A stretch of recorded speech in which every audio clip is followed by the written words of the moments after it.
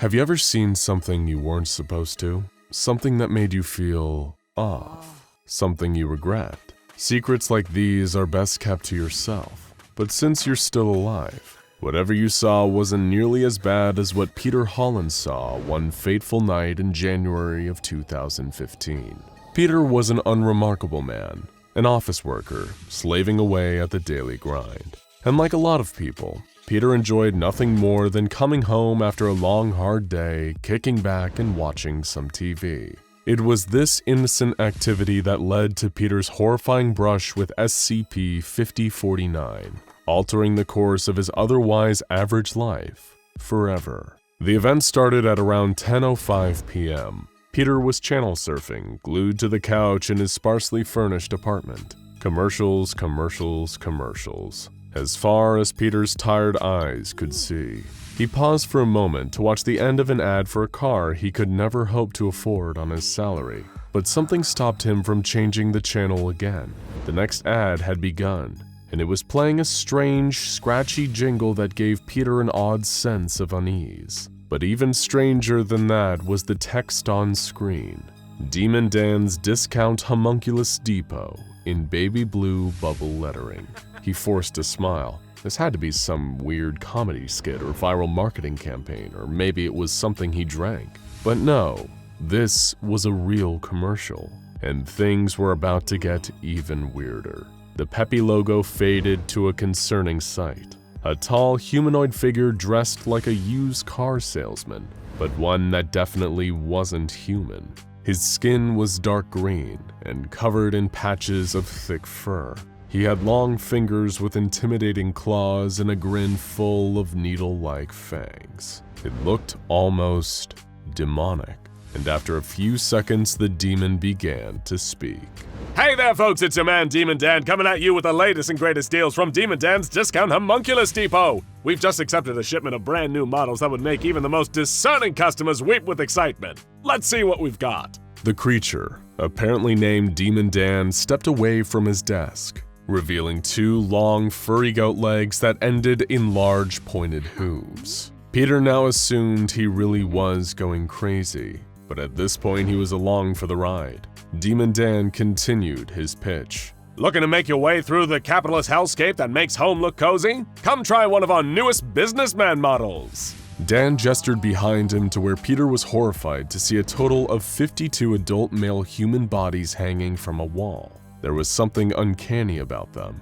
They seemed almost hollow, like a highly realistic costume or a prop from a horror movie. Peter didn't have much time to think about it though, as Demon Dan went on. If you're looking for an extra challenge of inequality, the businesswoman model may be a right fit for you. The commercial then revealed a wall of human female bodies strung up in a similar fashion. Now, you may be thinking, but Dan, business sounds hard, I just want to have some fun. And the fine team here at Demon Dan's Discount Homunculus Depot have got you covered. The camera zoomed out to show an area of the store filled with children's decorations, and more of these strange, hollowed-out human suits in child sizes to match. And who has more fun than kids? No one, that's who. For a limited time, the purchase of any child-size unit comes with a complimentary 50% off coupon for parental units. You just can't say no to a deal like that. Before Peter could process the madness that was unfolding before him, the camera cut again. The store's logo appeared on the screen once more, along with several cuts to locations around the store itself. There were more human bodies, hundreds of them. Demon Dan's sleazy voice rang out over all of it. Here at Demon Dan's Discount Homunculus Depot, we know it's not all fun and games. The bravest among us have a mission to accomplish. The Seven Lords are ever planning their invasion after all, so you're looking for function over form. Well, we've got that in spades down here in the Tactical Services Department. You'll be kicking ass in no time when you're wearing the latest models at the best prices. Seven Lords? Invasion? What did any of this mean? Suddenly, the camera was showing him a new room. Red curtains parted, revealing more of these person suits, several bearing a striking resemblance to real human celebrities. He managed to make out Gucci Mane, Avril Lavigne, Paul McCartney, and Britney Spears before Demon Dan's appearance once again drew his attention. I've got a special treat for you. We're happy to announce the VIP lookalike department. We all know how difficult the creation of Homunculus is. It's a fine art that takes years of practice. So when a replacement order on VIPs comes in, every detail needs to be perfect. Unfortunately, that's not always the case. But for the right price, you too can look like famous icons from around the globe. The image of celebrity bodies faded from view, and Peter was left looking at the grinning Demon Dan standing behind the front desk of his impossible store once more. He said, "There you have it, folks. Come on down to Demon Dan's Discount Homunculus Depot. If you're viewing the advertisement, then you've been selected for entry. Please enter the nearest door for instant deals and upgrade those old duds for one of our newest models. What are you waiting for? Come on down." The logo popped up again, hovering above some bold text that said, "Please enter the nearest door." Peter had had enough. He switched off the TV. What a horror show, he thought. They should just warn you before they put short horror films on TV like that. He had no idea they could just slip them in among regular commercials. Surely Demon Dan and his store couldn't be real, right? But as his eyes drifted to the door in his room, he didn't feel quite so certain. Well, there was only one way to find out. Peter got up, went over to the door, took a deep breath, and walked through it. Peter Holland was never seen again. Not as himself, anyway. The SCP Foundation has long been aware of this sinister transmission, known as SCP-5049-2, and luckily has found ways to prevent it from claiming more victims. The Foundation Television Analysis Department, as well as webcrawler 40Y40, which is the software the Foundation uses to root out anomalous activity online, are always vigilant for signs of Demon Dan's commercial running. Just observing Demon Dan, who is himself classified as SCP-5049-A, and his ads put you in immediate danger, as they can transform any nearby doors into SCP-5049-1s. Those are interdimensional portals that remain active for around 15 minutes after viewing the ad. So then what specifically is SCP-5049? It's the entire pocket dimension known as Demon Dan's Discount Homunculus Depot, a Kettier-class spatial anomaly constantly on the lookout for new human victims, which it transforms into fleshy suits for its demonic clients, which let them blend in around humans. Prior to its discovery by the Foundation, it's likely that Demon Dan and his associates claimed hundreds, if not thousands, of lives. But sadly, even discovering this anomaly came at a gruesome cost to the Foundation. On February 16, 2020, the ad played on Safe Storage Warehouse 13's break room television. At the time of the broadcast, 4 Foundation personnel were present, including Security Agent William Birkin. Worrying that this was a potential security threat, Agent Birkin investigated the door to a nearby closet. The second he opened it, he was transformed to the storefront of Demon Dan's Discount Homunculus Depot. He saw Demon Dan himself standing at the corner, while 4 smaller reptilian imps fought over a small flesh suit. Demon Dan scolded them, before turning his attention to Agent Birkin. Tis, you aren't supposed to be here, little man. How naughty. I'm gonna have to have a word with marketing once I'm through with you. Agent Birkin, fearing for his safety, drew his weapon and shot Demon Dan 3 times. The creature dematerialized, before appearing right next to Agent Birkin and disarming him with a swift chop. The unfortunate security agent was then grabbed by the considerably larger Demon Dan and thrown over Dan's shoulder. We know all of this because Agent Birkin's standard issue Foundation body camera recorded the whole terrifying ordeal, even as Demon Dan dragged the helpless Birkin back into the twisted workshop behind the store. There, Birkin saw what would soon be his own fate right before his eyes. Dan's minions converting human bodies into fleshy suits for their demon clientele, and this unfortunate security officer was next. Dan gave him over to a pair of large sheep-like demons, and told them to drain, skin, and declaw him. Birkin's video feed finally cut as the demons pulled out their rusty tools and began to work on him. Of course, the SCP Foundation wouldn't take an attack on one of their operatives, inside one of their facilities no less, lying down. The unfortunate death of William Birkin allowed the Foundation to refine their methods of intercepting the broadcast of Demon Dan's commercials. They even had a new mobile task force, Mobile Strike Force Kappa 11, or the Baphomet Bashers, specifically to deal with Demon Dan and his cronies. They did more than just prevent him from taking new humans, though. when the Baphomet Bashers teamed up with an A-class clairvoyant entity to improve their efficiency in predicting future broadcasts. They were able to launch sting operations and arrest 21 different demonic customers for interrogation.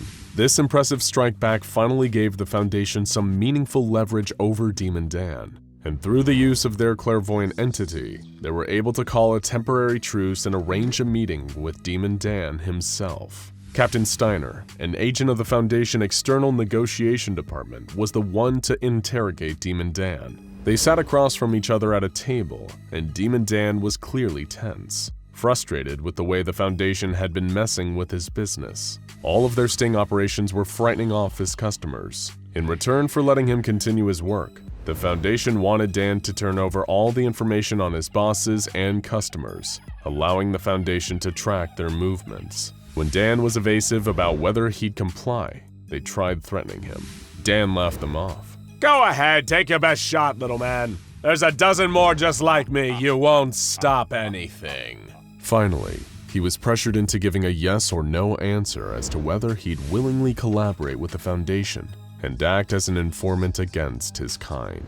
When Demon Dan hinted that he may be willing to comply, he began to make a horrifying gurgling noise and gripped his head in pain. He began speaking in Latin in a voice that wasn't his own, as though the 7 demon lords he served were speaking through him. They said, "You are a fool, jailer, to think a pathetic morsel such as this could aid you against us. I have allowed you to toil in your own delusions for far too long. You may have taken advantage of Asmodeus all those years ago, but you stop nothing.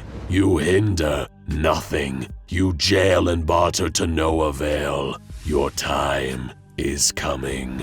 And then Demon Dan's head exploded, which obviously prevented him from giving any incriminating information on those he worked for. Whoever the Demon Lords are, they're certainly the secretive type.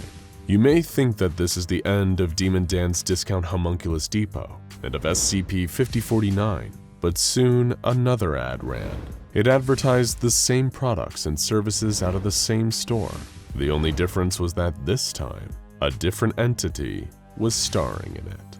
In high school, the days tend to blend together after a while. Math test, unrequited love, annoying group project, stress, rinse, repeat. Sometimes a big football game or a school dance or maybe a fight in the hallway breaks up the monotony a bit, but it's normally pretty uneventful. That's always fine by me. I've never tried to be a popular kid or the center of attention. I prefer to keep my head down, work stage crew for the school plays, and just hang out with the same small group of friends I've known since we were little kids. It was on one of those ordinary days, in a long line of similarly ordinary days, that something came to destroy the peaceful high school existence I'd gotten used to. As I sat in history class passing notes with my best friend Zach and ignoring a video about the Civil War, I had no idea that I was about to live through the worst day of my life, and I would be one of the lucky ones. I'd survive. The others, let's just say they wouldn't be so lucky. I was just scribbling a response to Zach, something about hanging out and playing Xbox after school, when the PA system crackled to life. Our principal's voice cut through the droning narration about the Battle of Antietam as he spoke. "Staff, this is a lockdown. Initiate your lockdown procedures immediately. If you're a visitor outside the building, please leave the property immediately and call 911. I assumed it was just another lockdown drill, until I saw my teacher's face. She looked pale, her expression tight, like she was trying to hold it together for our benefit. I could see her hand shaking as she reached to turn off the video. When I heard the tremor in her voice, I knew for sure she was terrified. This was not a drill. As our teacher locked the door and we all climbed under our desk to crouch in the dark and wait out the lockdown, I could hear my classmates whispering fervishly. Everyone was trying to figure out what was going on. Someone suggested a kid had brought a knife to school. Someone wondered aloud if a threat had been called into the principal's office. Zach cracked a dumb joke about a mutated frog escaping from the biology lab, when suddenly a scream rang out, echoing down the hall. Have you ever felt an entire room of people holding their breath at once? I have. We listened for the sound of fighting, for gunshots, anything, nothing, and then another scream, louder, closer, and longer than the last. It was the scream of pure, unadulterated fear and pain that dissolved into a wet gurgle that made my stomach turn. Zach and I shared a look, one that said, "Whatever's going on, it's like nothing we've ever seen before." I could feel my chest tightening, and it was getting harder to breathe. I tucked my head between my knees, holding on to the back of my head and trying to take in deep gulps of air. The room felt as if it tilted on its side, and I thought I might pass out when another sound brought me back to earth. It was coming from the back wall of the classroom, by the chalkboard. The sound of liquid sloshing onto the floor mixed with plaster splintering apart and pieces clattering all over. I tried to get a better look, but the room was dark and I didn't want to leave the relative safety of my desk. If there was someone or something coming into the room, I didn't want it to see me. Zach had a better angle than me. I could see him craning his neck to get a better look when he clasped a hand over his mouth in shock. I heard him scream, muffled against his hand. What had he seen? What was it? Before I could even ask, my teacher's cry rippled through the darkness and the silence. "Get out! Get out!" she repeated over and over again, and I could hear the raw desperation in her voice. It was like someone ushering passengers off of the sinking Titanic, someone who knows there is no hope for them, but hopes they can at least save the children before it all goes down. "Run! For the love of God, just run!" Her voice broke, from fear, from pain, or both, and the sound was enough to get my legs working again. My classmates had the same response, and we blindly rushed for the door, flipping over desks and knocking chairs to the side as we scrambled for an exit. Zach grabbed my arm and I held on tight, afraid I would lose him in the chaos. Someone unlocked the door and we poured into the hall. Just as I made it out of the door, I couldn't help but turn back and look. Call it morbid curiosity, call it instinct, call it stupidity, but I had to see what happened. I turned just in time to see a nightmare brought to life. The wall was melting, covered in something thick, black and putrid. The smell invaded my nostrils and I gagged on it. A wretched gray arm had its fingers wrapped around the teacher's wrist, skin peeling off to reveal muscle and bone. It looked like it belonged to a corpse, but I gripped her with inhuman strength. She was pulling with all her might, but I watched helplessly as the arm pulled her into the melted wall like she weighed nothing, swallowing her body and her screams with it, and then she was gone. Zach tugged on my arm hard, yanking me into the hall. "Come on, man, run!" He hadn't seen what I'd seen, or he would have realized that running might not be enough. Whatever this thing was, it didn't play by any rules I knew. Running was all we had right now, though, so we ran. I looked around for a weapon, something, anything I could use to defend myself, but I couldn't see anything that would help. Instead, all I saw was the destruction the intruder had left in its wake. All around me, the halls I walked through every day were falling to pieces. They weren't just damaged, they were coming apart at the seams. Lockers were warped beyond recognition, walls completely dissolved, sections of the floor reduced to sizzling puddles of goo, and everywhere, everything was covered in that same black slime. It smelled worse than you could ever imagine. It smelled like the complete loss of hope, like the point of no return. It smelled like death. We reached the end of the hall when I heard something shifting behind us. I suddenly became aware that we were alone. The sound of frantic footsteps, hushed whispers, doors slamming shut and locking had all quieted. Where was everyone? I glanced over my shoulder and saw one lone figure shambling down the hall towards us. It was far away and I could scarcely make it out in the darkness, but I could hear dripping, sizzling, and the smell of decay growing stronger. That was not a classmate or a teacher. Whatever it was taking people away or killing them. I didn't know exactly what, but whatever it was doing to everyone, Zach and I were next on its list. The scariest part was how slowly it moved. Maybe its legs were too rotten to move any faster, joints disintegrating into useless mush, but it seemed more deliberate than that. To me, in my panic-clouded mind, it seemed that it was just taking its time. It didn't need to rush. It knew that when it wanted to catch its prey, it would. I couldn't suppress the sick feeling in my stomach this time. I keeled over and vomited onto the floor. When I looked up, Zach was beckoning me from just inside the doors to the auditorium. "Come on, in here!" He could have left me behind for the intruder to take, tried to save himself and sacrifice the slow friend frozen in place with terror, but here he was looking out for me again. Even in this horrible situation, I felt a surge of gratitude. I booked it across the floor, forgetting for a moment about the shuffling corpse making its way towards us, and joined my best friend in the auditorium. It was eerie in the dark, the curtains soaking up and dampening sounds, barely any light illuminating the normally cheerful props and backdrops left from a recent production of Alice in Wonderland. A once friendly place felt twisted, like a mockery of Wonderland with a monster stalking outside and waiting to pounce. We sat on the stage, listening to the sound of our labored breathing. The air felt heavy, but I welcomed the smell of paint and dust over the nauseating stench that permeated the rest of the school. "Are we the only ones left?" Zach whispered, breaking the silence. He was the first one to say what we were both thinking, what we both feared. "No," I said with false confidence.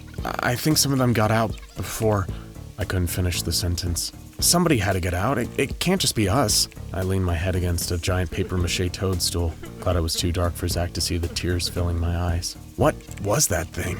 He asked. Did you see it? I sat up straighter. I thought I was the only one who gotten a look at the thing, however fleeting. No, but I heard it and smelled it, he coughed. It took me a while to answer his question. Eventually, I found the word. It's evil. We sat in silence for a long while after that. I don't know exactly how long. Moments like that, where at any second you could be lost forever. Time stretches out into something unrecognizable. I was starting to think foolishly that we might be in the clear when I heard a strange sound. It was a creaking, like footsteps on an old wooden floor. I looked around for the source of the noise, but I couldn't see anything. It sounded close, impossibly close. Creak, creak. One step, then another. Where was that coming from? There was no wood floor in the hall. Nothing above us. By the time I understood, it was too late. The top of a head, slimy, clammy, and gray, with tufts of limp white hair clinging to the soft flesh, began to emerge from the stage where we sat. Eyes hollow and dead, but somehow alert and searching for us, came next, followed by a gaping wound where a nose should be, and a wide, toothless grin. It looked almost like a person, but it was wrong.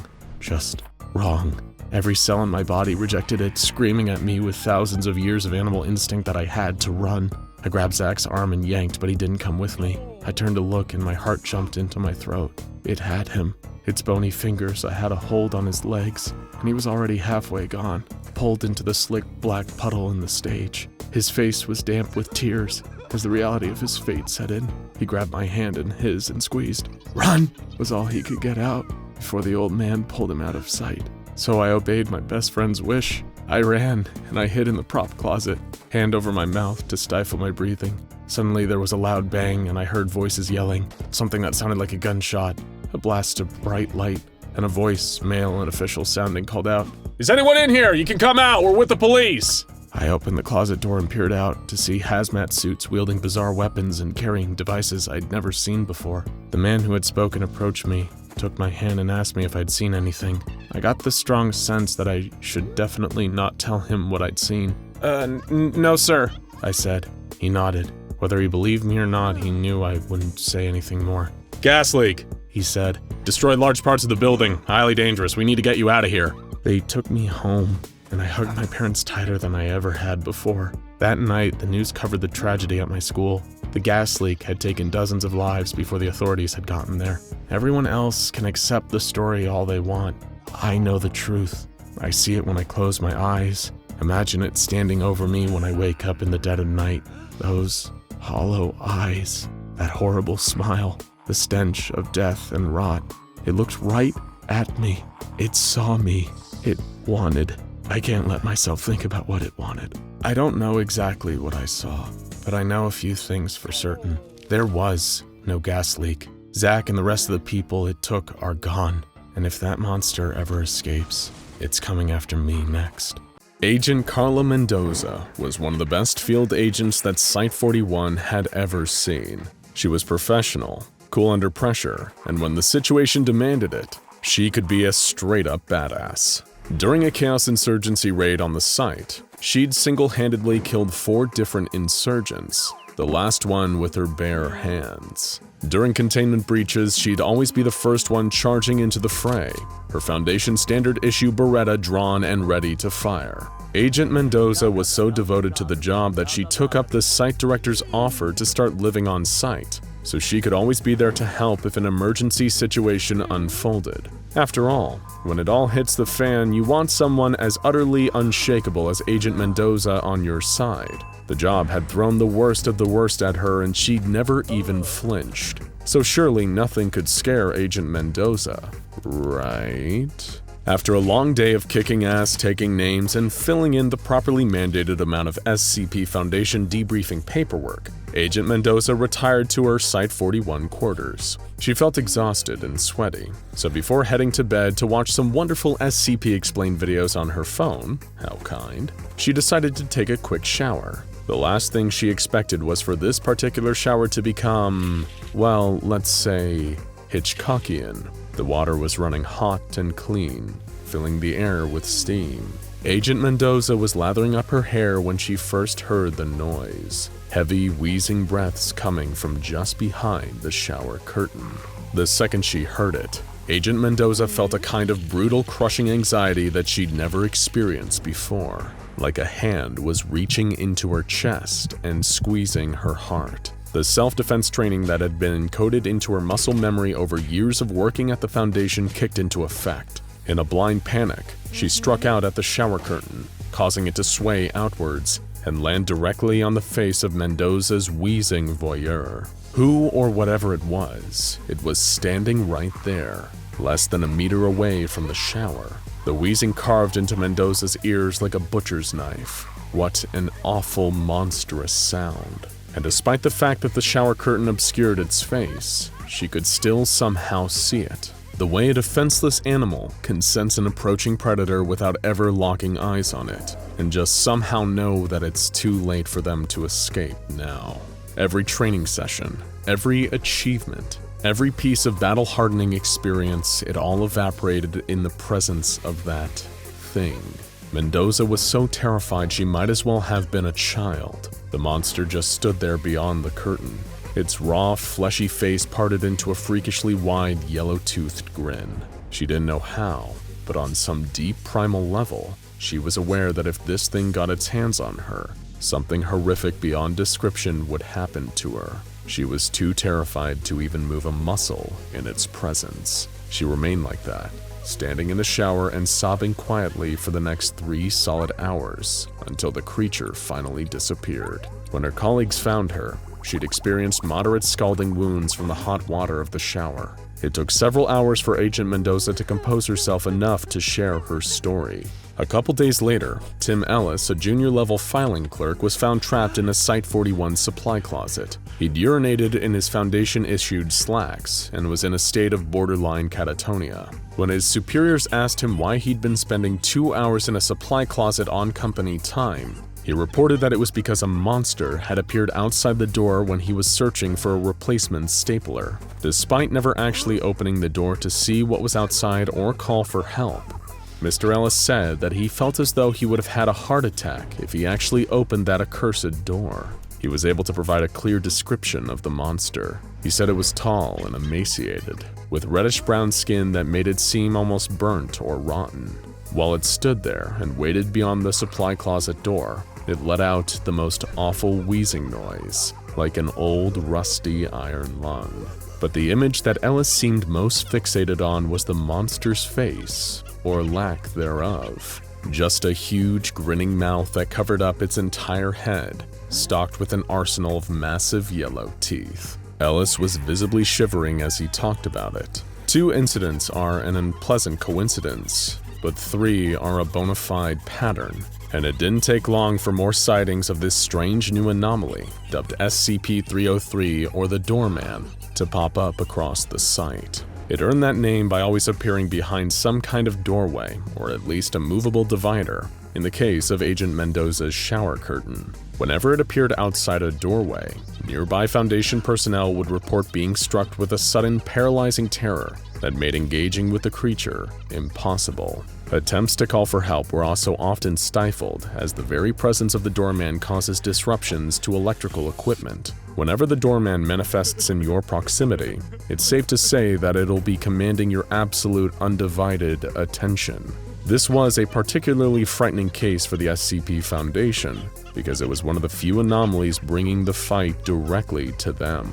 Most sentient anomalous beings would do anything to avoid getting captured by the SCP Foundation and contained in one of their high-security sites, full of experienced researchers and state-of-the-art equipment designed specifically to neutralize their effects. The Doorman, however, just seemed to take this as a challenge, turning even the most hardcore personnel on the site into gibbering wrecks with its mere presence. But the Doorman was just getting started.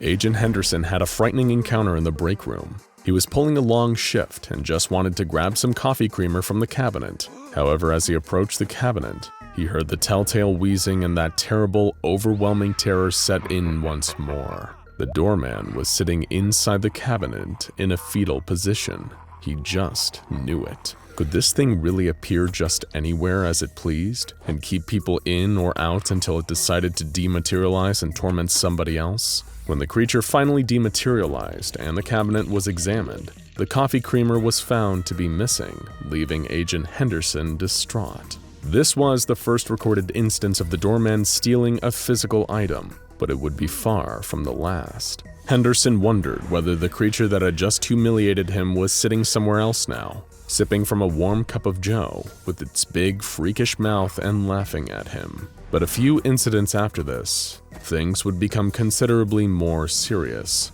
The Doorman was about to take its first life. Well, it isn't really that simple, if you want to get into the semantics of the thing. When the body of Dr. Barker was found inside the second-floor storage room after a spree of SCP-303 incidents, the question was naturally posed as to whether the Doorman had gotten more dangerous and finally directly attacked one of its victims. Not quite. There had only been one way in and out of the storage room, a secured decompression chamber, and the Doorman had appeared inside this chamber while Dr. Barker was in the storage room, effectively trapping him inside with the sheer terror it causes in its victims. He was trapped in the room for a grand total of 5 days, at which point he finally died of dehydration, and the Doorman demanifested shortly afterward. The staff of Site-41 scaled up their countermeasure efforts, hoping to discover more about and perhaps even trap and contain the infamous Doorman. Dr. Burroughs, Researcher Matthews, 4 members of security personnel, and 4 D-Class operatives formed a kind of strike team, ready for quick dispatches whenever the Doorman happened to manifest. It wasn't long before the creature appeared in a room on the first floor, but the team quickly intercepted its location, ready and eager to gather more data on the mysterious being that had been terrorizing them all for weeks. Dr. Burroughs ordered one of the D-Classes to open the door and look inside, but the D-Class refused out of fear. The doctor told him that if he didn't open the door, he'd be transferred to SCP-682 duty. The D-Class frantically shook his head and said, "I'd rather take my chances with the reptile than go in there." The doctor was getting frustrated. He told the D-Class that if he didn't open the door immediately, he'd be terminated right there on the spot. The D-Class still refused, saying that he'd take death over what the Doorman would do to him if he stepped inside. Without hesitation, Dr. Burroughs ordered one of the security officers to shoot the D-Class then and there. The shot was fired. The D-Class was terminated. Dr. Burroughs then ordered a female D-Class who just witnessed this callous execution to open the door, or the same abrupt death would befall her. She still refused, then began to describe the awful things she believed the Doorman would do to her if she went inside. Researcher Matthews was visibly shaken by the description. Dr. Burroughs decided not to terminate this D-Class immediately. He instead wanted to see just how much pressure the Doorman's anomalous fear-based resistance mechanisms could take. Another D-Class was given a combat knife, and also given the order to cut the female D-Class with it every time she refused and ordered to go inside. After 2 hours of repeated asking from Dr. Burroughs, the female D-Class dropped dead from blood loss. At no point did she ever attempt to open the door. It seemed that in all the cases for those in the thrall of the Doorman's anomalous effects, death is a truly preferable alternative to ever facing it head-on. It's worth mentioning that these tests were conducted back in the 1970s, before the formation of the Foundation's Ethics Committee, which explains why their methods feel a little needlessly cruel. Since then, the Doorman has fully commandeered the second-floor storage room, the same one where it caused Dr. Barker's death. It only leaves the room to steal more items from around the site. These items have included a cryotube,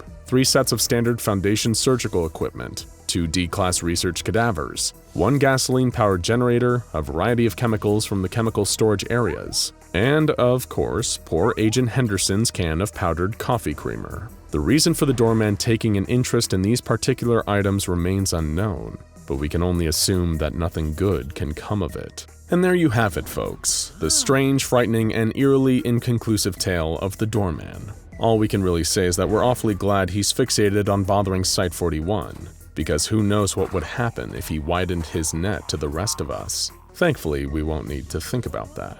Oh, that's odd. Can you hear that? I thought I was imagining it. Though come to think of it, I can't help but feel a little uneasy right now. Do you ever get that feeling that you're being watched? Wait, the door. There's something behind the door. Can you feel it? Can you feel its red flesh and rotten teeth pressing up against it, breathing? waiting. Can you feel it staring at you without eyes, looking deep into your very soul? Well, that's good, but just stay cautious, okay? After all, life has many doors, Ed boy, and you never know who or what will be waiting for you behind the next one. Disturbing things had been happening on the 5th floor of the Rose Heights apartment building in Albany, New York. Residents had reported strange noises over the last few days, screaming in the night, pained muttering, soft weeping, scratching and scuttling in the walls, and worst of all, what seemed like an infestation of bugs unlike anything the unfortunate occupants of Rose Heights had ever seen before. They weren't abnormal in size or shape. They looked an awful lot like the common earwig, around 2.5 centimeters long with large curved pinchers on the back. But the color wasn't right. Unlike the usual dark brown, these earwigs were a silvery, almost translucent gray. When people spotted them crawling across their walls or hiding in the carpet, they seemed to shimmer in the light. Eventually, the building's landlady, Donna Tompkins, was called in to do something about the infestation. She spoke to each of the residents about their experience. They reported the strange noises, the mysterious bugs, and even a funny smell they'd sometimes catch in the hall, a smell like someone had thrown up. And every single person that Donna spoke to couldn't help but remark that the smell was particularly strong outside the apartment of a certain resident, Bill Parham. Stranger still was the fact that Bill hadn't been seen in days. Donna knocked on his door, but received no answer. She called him on his cell phone and could hear the phone ringing inside the apartment, but it just went to voicemail. When she checked the security footage of the lobby, she saw that Bill hadn't left the building in the last few days either. Donna called the police, worried that Bill might be sick or even dead inside his apartment. It was strange, given that he was only in his 30s and didn't seem to have any health conditions. But stranger things had happened. Much stranger things were about to happen too. 2 police officers arrived not long after. They called through the door one more time, and when they got no response, Donna gave them the key to head inside. The apartment was a wreck. All the furniture was covered in dust. Filthy dishes were piled high in the sink and on the draining board. The smell of rot was thick in the air. There were empty boxes of painkillers, all the pills popped from their silvery foil laying on the ground. But worst of all were the bugs. The apartment was crawling with them, and they were on every surface. Those silvery gray earwigs. Neither of the officers liked bugs, and it seemed like the deeper they got into the apartment, the more bugs there were. Some even seemed to be crawling towards them, pointing their pinchers at them as though they were defending their territory. This looked to be a textbook case of what happens when a resident keels over and dies. But there was just one problem. Where was the body? Bill Parham had seemingly dropped off the face of the earth, and now a colony of mysterious bugs had started squatting in his apartment in his absence. Then came that smell again, that truly awful smell, like bile and blood. It was even stronger now, and it seemed like it was coming from a nearby closet. The 2 officers, acting on pure instinct, drew their weapons and approached the closet with caution. Even if they weren't consciously aware of it, they knew they were going to find something awful inside. Something evil. Something dangerous. When they threw open the closet door, they couldn't help but scream. They'd found the nest. It was a huge round hive, like the biggest beehive you've ever seen, melded into the lower corner of the closet. The unnatural earwigs were crawling into, out of, and around it. Thousands of them. Tens of thousands of them. And the second they registered the presence of the 2 officers, intruders into their nest, they began to swarm. In sheer panic, both raised their guns and opened fire into the closet, but it didn't do them any good. Their bullets just pierced and splintered the hive, causing even more enraged insects to spill out and begin crawling over the 2 cops. They fled from the apartment, screaming in pain from the gnashing pincers of the insects crawling all over their skin. They never did find the corpse of Bill Parham, but that's because Bill Parham wasn't dead, at least not until mere moments ago. when the bullets from the cops' gun had torn through his bones and perforated his organs. He died not long after, and if he could still speak close to the end, he would have thanked them both for the mercy, because the monstrosity that they'd just encountered in the closet wasn't just a nest of mysterious insects in Bill Parham's apartment. It was Bill himself. This is the fate worse than death in store for anyone supremely unlucky enough to fall victim to SCP-439, better known by the nickname for their unique nests, the Bone Hive. And while these nasty little critters may be small, they're filled with enough pure nightmare fuel to send you running into 682's containment chamber for a little comfort. Let's go through this whole nightmarish process and tell you exactly what happened to poor Bill Parham. First discovered by the SCP Foundation in mainland China, SCP-439 specimens largely get by on the fact that they're not much to look at. Unless you're an entomologist, when you see a strange insect, you probably just accept the fact that it's a perfectly normal breed you've just never encountered before. Nobody is hammering down the doors of their local news station to alert the press about the gray earwig they saw crawling out of a crack in their bathroom wall. But if Bill Parham had done just that, it would have saved his life. The Foundation would have immediately flagged the incident as an SCP-439 infestation and dispatched a mobile task force to deal with it. Instead, when Bill saw the earwig for the first time, he was getting ready for work and didn't have the time to stop and deal with it. He made a mental note to buy some bug killer on the way home, but quickly forgot. The insect didn't forget him though. In fact, it thought he would be a perfect candidate for the SCP-439 process. The Foundation has tested extensively with the one SCP-439 sample they'd been able to successfully catch and contain. In all tests, they found that 439 specimens rejected hosts from any species other than humans. They're an extraordinarily specific parasite. It's also only one particular type of SCP-439 specimen that you actually need to worry about: the queens. Despite their superficial similarities, SCP-439 behave nothing like non-anomalous earwigs. Normal earwigs are not social creatures. They're solitary scavengers and they don't keep nests as permanent habitats. The same can definitely not be said for SCP-439. They have complex social structures, much like that of bees, ants, and termites, with queens, scouts, workers, and warriors. If you happen to encounter a worker or a warrior, you may get a painful pinch from their pinchers if you get too close. But if you end up on the wrong side of one of the queens, then you have a much, much worse fate in store for you. And it just so happened that the SCP-439 specimen that appeared in Bill Parham's bathroom that morning was visiting royalty. This 439 queen had selected her target, and now it was time to move to the next part of the process: initial infiltration. When Bill returned home from work, he was delighted to find that the gray earwig was nowhere to be seen, but that didn't mean it was gone. It was still there lurking. It just didn't want to be seen. After all, the real fun would happen after Bill went to bed. Once SCP-439 detects that its potential host has fallen into a deep sleep, it will crawl onto the person's body and into their mouth, which is exactly what it did to Bill. It feels like little more than a tickle in your throat, and you will have no idea that the tiny creature crawling down your windpipe and into the soft, warm tissue of your lungs spells your doom. Very few people wake up during this process, but even if they did, there's virtually nothing they could do. When Bill woke up, he was suffering from mild chest pains and shortness of breath, a symptom not uncommon in a number of respiratory ailments. He had no idea that the SCP-439 queen was already inside him.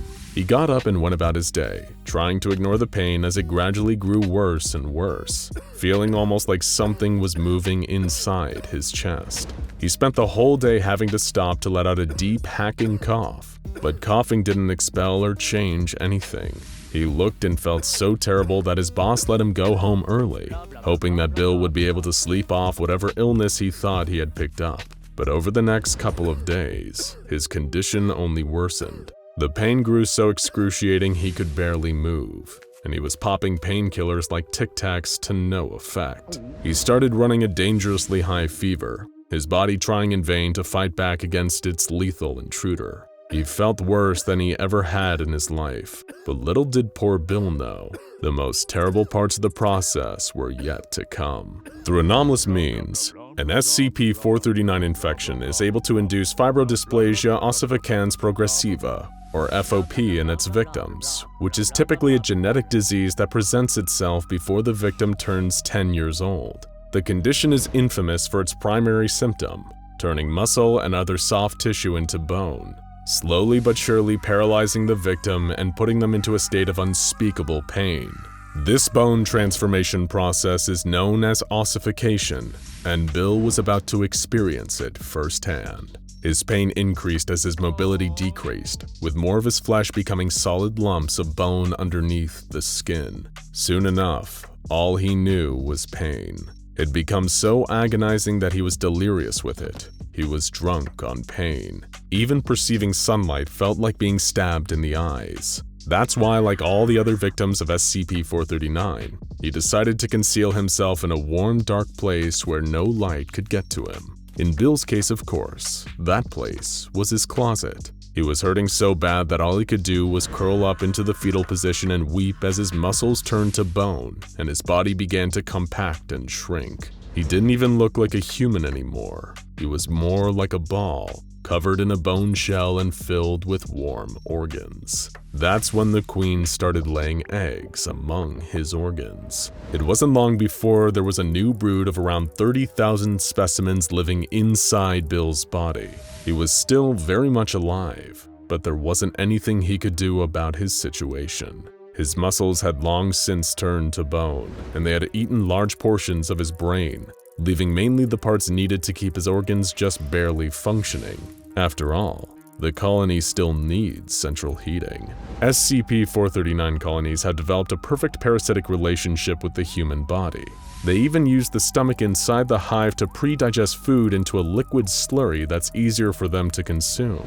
The only loser in this situation is someone like Bill, who is forced to become the new home for the world's most nightmarish freeloaders. Eventually, when the colony becomes too big, a queen departs to start a new one, and the process repeats itself once more. It's enough to make you want to sleep with your mouth closed for the rest of your life. Oh, and we haven't even told you the worst part yet. Foundation scientists have conducted tests on some victims of SCP-439 and found that while the creatures do consume large parts of the brain, the parts they leave are capable of consciousness. That's right. Their victims remain aware of what's happening to them the whole time, even when they hardly seem human at all anymore.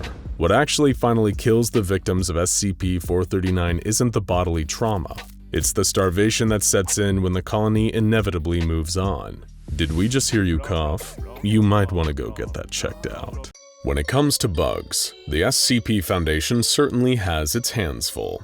You might remember SCP-726, a species of bowfly aptly named the Reconstructive Maggots, who recreated the bodies of other organisms through horrible reproduction methods. There's also SCP-2031, a colony of anomalous ants that would eat their victims' insides and burrow themselves in the bodies, puppeting them around and masquerading as the creature they just ate, even if it was a person. Today on SCP Explained, we're going to be talking about a new species of anomalous insect, SCP-378, nicknamed the Brainworm.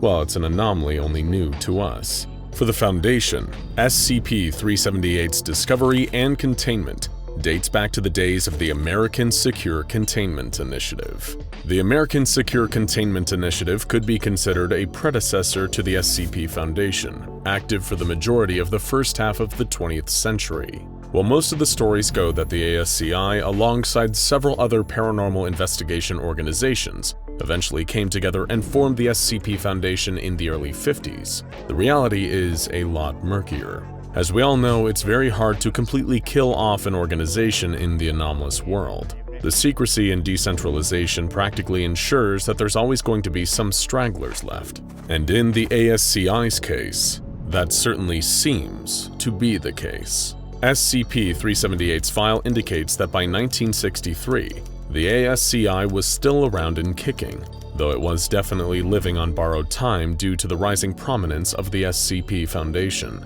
The two organizations, the growing Foundation and the dying ASCI, attempted to keep tabs on one another throughout the decade, but the Foundation's espionage programs proved to be more intensive and thorough. For whatever reason, the Foundation was always getting the best intel, whether it was beating the ASCI to the punch on newly discovered anomalies, gaining access to otherwise classified information only available in ASCI documents of the highest security clearances, or finding ways to benefit from the organization's detriments through diplomatic meetings that always seemed to work in the Foundation's favor. It was clear that the SCP Foundation was the new hotness, and the ASCI would have a lot of catching up to do if it wanted to remain relevant in this new post-World War II world. Unfortunately, we all know what happened. The majority of the ASCI was absorbed into the Foundation shortly after its formation, and the pieces that remained would fade into obscurity in the coming years. But why was the Foundation's intel so good? More funding? Better trained agents? Luck? The answer, if you're familiar with the Foundation's ways, shouldn't come as a surprise. Of course, there was always going to be more going on behind the scenes, and that's where SCP-378 comes in. SCP-378 is an arthropod resembling an Amazonian giant centipede, specifically one in the larval stage. SCP-378 measures about 3 meters long, with a thickness of 233 kilograms, and it possesses otherwise ordinary biological features, while about as normal as an anomaly contained by the SCP Foundation can get. On the dietary side, it eats like a normal centipede, consuming primarily other insects and lichen. On the reproductive side, things are a bit different. SCP-378 reproduces asexually, meaning that it's capable of generating offspring entirely through its own biological functions, which it excretes from its backside. A newly birthed instance, designated SCP-378-A, resembles a fully grown adult Amazonian giant centipede right from birth. But dissection of these baby peds suggests that this resemblance is superficial, as SCP-378-A's organ systems, beyond a primitive neural network, are entirely non-existent. These babies are essentially shell organisms, intended to be used by SCP-378, the host centipede, as remote drones. And that's how SCP-378 proves to be useful to the Foundation at large. You see, 378-A are endoparasites, meaning that they're organisms that live inside other organisms, like a tapeworm, but so much worse. SCP-378-A are used by SCP-378 to infect advanced primates, such as ourselves, but also a whole host of offshoots of humanity, such as the Homo ignotus, also known as SCP-655, and the Gigantopithecus sapiens, the common Sasquatch, which you might recognize as SCP-1000. SCP-378-A enters a host through an open orifice, and after infection, the entity will integrate itself with the host's nervous system through means that are poorly understood by the Foundation. This includes brain death of the host, and extending SCP-378's remote control through its offspring and into the host itself. Vital functions and sensory input remain unaffected, meaning that the host still retains some semblance of life function. Just, without a brain or anything. They're not there. They're just puppets, but you'll never be able to tell. When you think of someone being puppeted by an anomalous parasite, you'd probably expect them to act a little weird. Maybe they don't speak right, or maybe they start slithering on the floor or eating only small lizards. But that's not the case with victims of SCP-378. No. Once its offspring have infected a suitable host, SCP-378 will actually do a pretty decent job of integrating its victims back into their respective social sphere. This means maintaining all of their previous relationships as best as possible, such as keeping their jobs, and otherwise fitting in and not standing above the crowd. You'd probably assume they prefer to keep a low profile, mainly infecting hosts in small towns and sleepy suburbs, but you'd be wrong there too. SCP-378 loves the big city, places with high population density, and a robust entertainment scene. We'll explain later, but SCP-378 differs from ordinary insects in that its base instinct isn't to just infect and reproduce, it's to have fun, and the way it entertains itself is by living the lives of people who otherwise live busy, engaging lives, filled with plenty of social interactivity and places to go. The Foundation has yet to discover the upper limit of SCP-378, as the centipede has managed to infect quite a number of hosts with its offspring, which it all seems to maintain simultaneously without issue. Upon interrogation of a host, SCP-378 confesses to the existence of 26 human hosts, 2 instances of Guatemalan black howler monkeys, and 3 instances of SCP-1000. Considering the complex social hierarchies of monkeys, it's unsurprising that SCP-378 infected a few of them just to try them out, on top of infecting a few Sasquatches in the form of SCP-1000, which SCP-378 conveniently is immune to the inherent anomalous effects of. But there is no question as to which species SCP-378 prefers. In fact, those other things it infected, according to the host, were only acquired during periods of heavy intoxication. See, the centipede enjoys getting a little tipsy too. You can't have that in the Amazon rainforest. As humanity is the dominant species on Earth, we're the ones with the shiniest toys for SCP-378 to play with, the most exciting lives, filled with more pointless interaction and labor than a bug would know what to do with. And that's what makes SCP-378 so intriguing for the Foundation. It's an intelligent parasite, whose only motivation is to keep society running as normal so it can slip behind a few pairs of human eyes and see what it's like in the world it would never get to otherwise live in. Some of you are already thinking it, but SCP-378 is the perfect anomaly for the Foundation to use against its foes and adversaries. And as we covered earlier, in the 1960s, the Foundation had a lot to prove, mainly against the American Secure Containment Initiative. The Foundation knew to classify SCP-378 as a Thaumiel-class object. It was promptly contained in an underground terrarium filled with plenty of juicy lichen and ants for SCP-378 to feed on.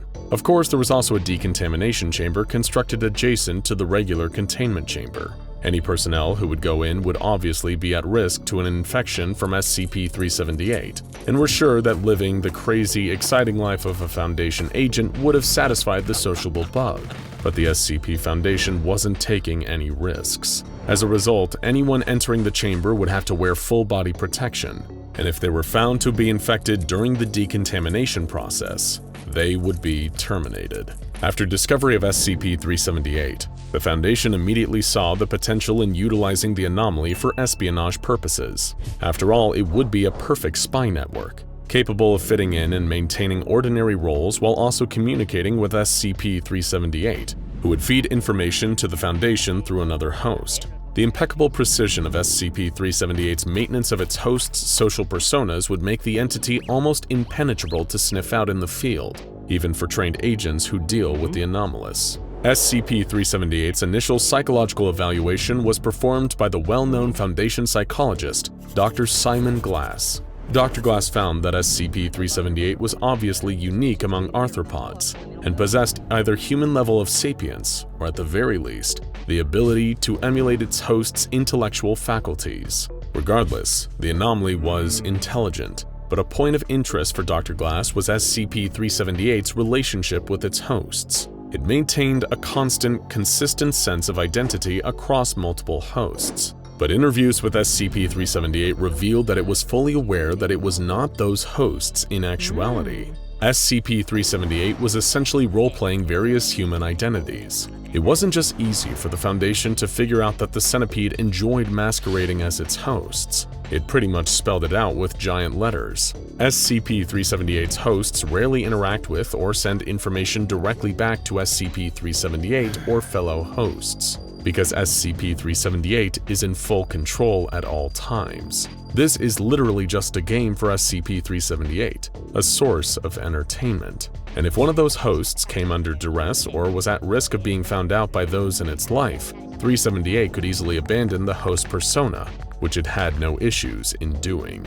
Dr. Glass found that the host behavior was largely unique to each instance, and extroverted personalities were a favorite for SCP-378. Hosts rarely isolate themselves, except to sleep or use the bathroom, and SCP-378 appeared to take equal enthusiasm in both stressful and pleasant situations. After all, this was all a big role-playing session for it. SCP-378 appreciated some excitement in the lives of its subjects. In a way, this was like an infinite source of entertainment. You could live as many lives as you wanted at once, have almost no attachment to any consequences, because you're a bug who has no stake in the real world, and you get to experience things no other member of your species ever has or ever will. SCP-378 really is living the dream. Even to another human, this sounds pretty fun. We only get one life to live. SCP-378 gets to live as many as it wants. But Dr. Glass found another interesting fact about SCP-378. It was attached to a certain identity. Lisa Martin, a 33-year-old Mexican-American female employee at Digiana Tono's Pies, a pizza chain located in Staten Island, New York. Dr. Glass was a bit unsure as to why SCP-378 enjoyed Miss Martin so much, but it was clear from the way it talked about her that this was its favorite persona. And Dr. Glass could see why the more he studied Martin's routine. It was the perfect mixture of business, idleness, routine labor, and general engagement for SCP-378 to experience. Lisa Martin's routine was static.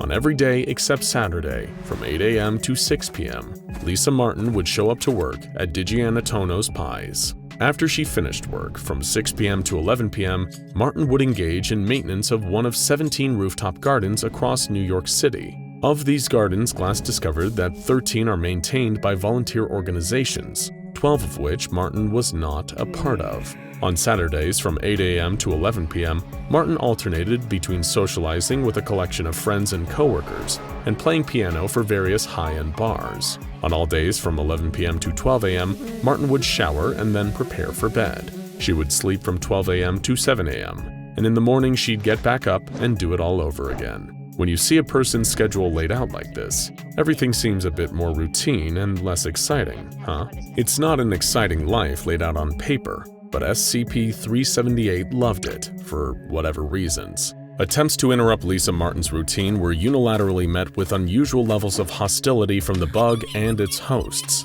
and in the event of Lisa Martin's death, SCP-378 would happily direct another host to assume her identity. Yeah, we're not sure either. Regardless, 378 had a hobby, many hobbies, but Lisa Martin was special. Dr. Glass's evaluation proved to be popular with the upper ranks of the Foundation, who, due to SCP-378's intelligence and awareness of human sentience, could prove to be useful to the overall mission of the Foundation. As we said before, in 1963, the Foundation had to contend with a number of powerful adjacent organizations, the Global Occult Coalition, with their destructive tendencies and the backing of the world governments, GRU Division P, the Soviet Union's anomalous research military unit, the remnants of the American Secure Containment Initiative, who, while not as prominent or as powerful as they used to be, still remained an organization capable of deterring the Foundation. As a result, the Foundation looked into applying SCP-378 through practical means. Dr. Glass's work importance could not be understated, but the prevailing theory was that SCP-378 did not understand the significance of social dynamics in regards to hierarchy and social capital. This could be observed in its strange defense of Lisa Martin. Several of SCP-378's hosts held positions of power,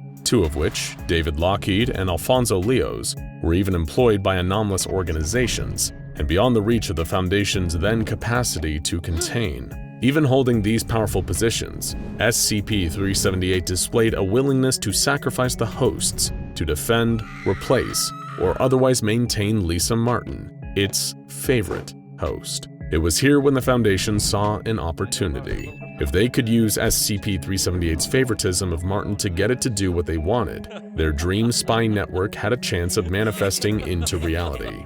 David Lockheed, one of SCP-378's hosts, was a low-level employee of the ASCI, but if the Foundation was able to persuade SCP-378, using Martin's safety as collateral, Lockheed could rise through the ranks of the organization into a position where the Foundation needed a puppet. Second, they realized that Martin herself could prove to be a useful asset. The Foundation was always looking for new ways to conduct reconnaissance, and pizza parlors were an ideal meeting spot and espionage center, if they could be kept from the public eye. Martin's place of employment would soon be converted from your average Staten Island pizza parlor to one of the Foundation's very own spicy crust pizza chains. See what they did there? Spicy crust pizza, SCP. They are so clever. Regardless, the use of SCP-378's anomalous abilities to defend Foundation operatives in the United States seemed like a useful prospect, and the idea was put to a vote by the Overseer Council. It passed, with only minor deterioration, under the name of the Kraken Protocol. As a result, SCP-378's containment procedures were updated, and containment of the anomaly would be focused on 3 primary components. Its first host, SCP-378-1, was held in the Area 19 barracks of the SCP Foundation. -1 was employed as a maintenance technician with a low security clearance, and in the case of death, a brain-dead or comatose reserve personnel would be elected to replace it. SCP-378-1 served as the Foundation's primary means of communication with SCP-378. After all, they needed a channel to speak directly to the bug in charge, and -1 was their way of doing so. SCP-378-2 was David Lockheed, an average employee of the American Secure Containment Initiative, working in their clerical sector. Lockheed was tasked with sabotaging ASCI operations for the Foundation, as well as collecting information in the Foundation's interests. SCP-378-2 was a little more difficult to replace than the average SCP-378 host, and was required to follow a strict health and exercise regimen. If something were to happen to Lockheed, there's no telling if the Foundation would be able to replace him, and the chances of that happening were low. Lockheed was the perfect spy, with an established rapport with the ASCI going back at least a decade, and access to information the Foundation would use to outsmart the initiative at every turn. It shouldn't come as a surprise to you that the ASCI's days were numbered, and eventually, they closed their doors entirely.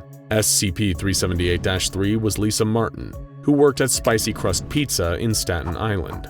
Martin's purpose was to maintain a network for Foundation operatives in New York and host a place where they could congregate and meet without issue.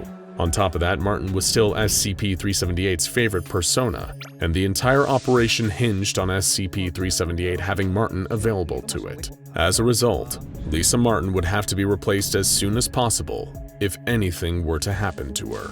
And with that, the Kraken Protocol was in place. Each instant formed a part of the Foundation's information gathering campaign, and was outfitted with a tracking device and an audio recorder. Every week, embedded agents stationed near each host were to evaluate the health and integrity of them, and the equipment they had inside them.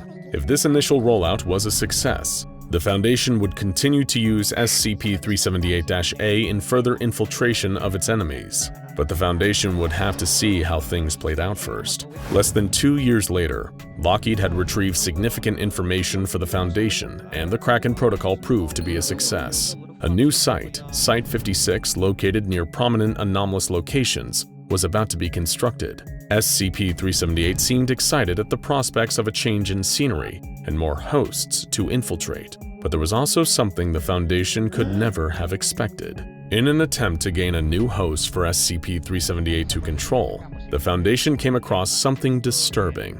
Their target was an agent of the FBI's Unusual Incident Unit. After drugging him and bringing him back to the Foundation in order to receive an SCP-378-A instance inside him, SCP-378 informed the Foundation that it couldn't establish a connection with the agent. The personnel were confused. The agent was still alive, and 378 never had any difficulty in connecting with hosts before. They did a number of tests on the agent and tried to figure out what went wrong.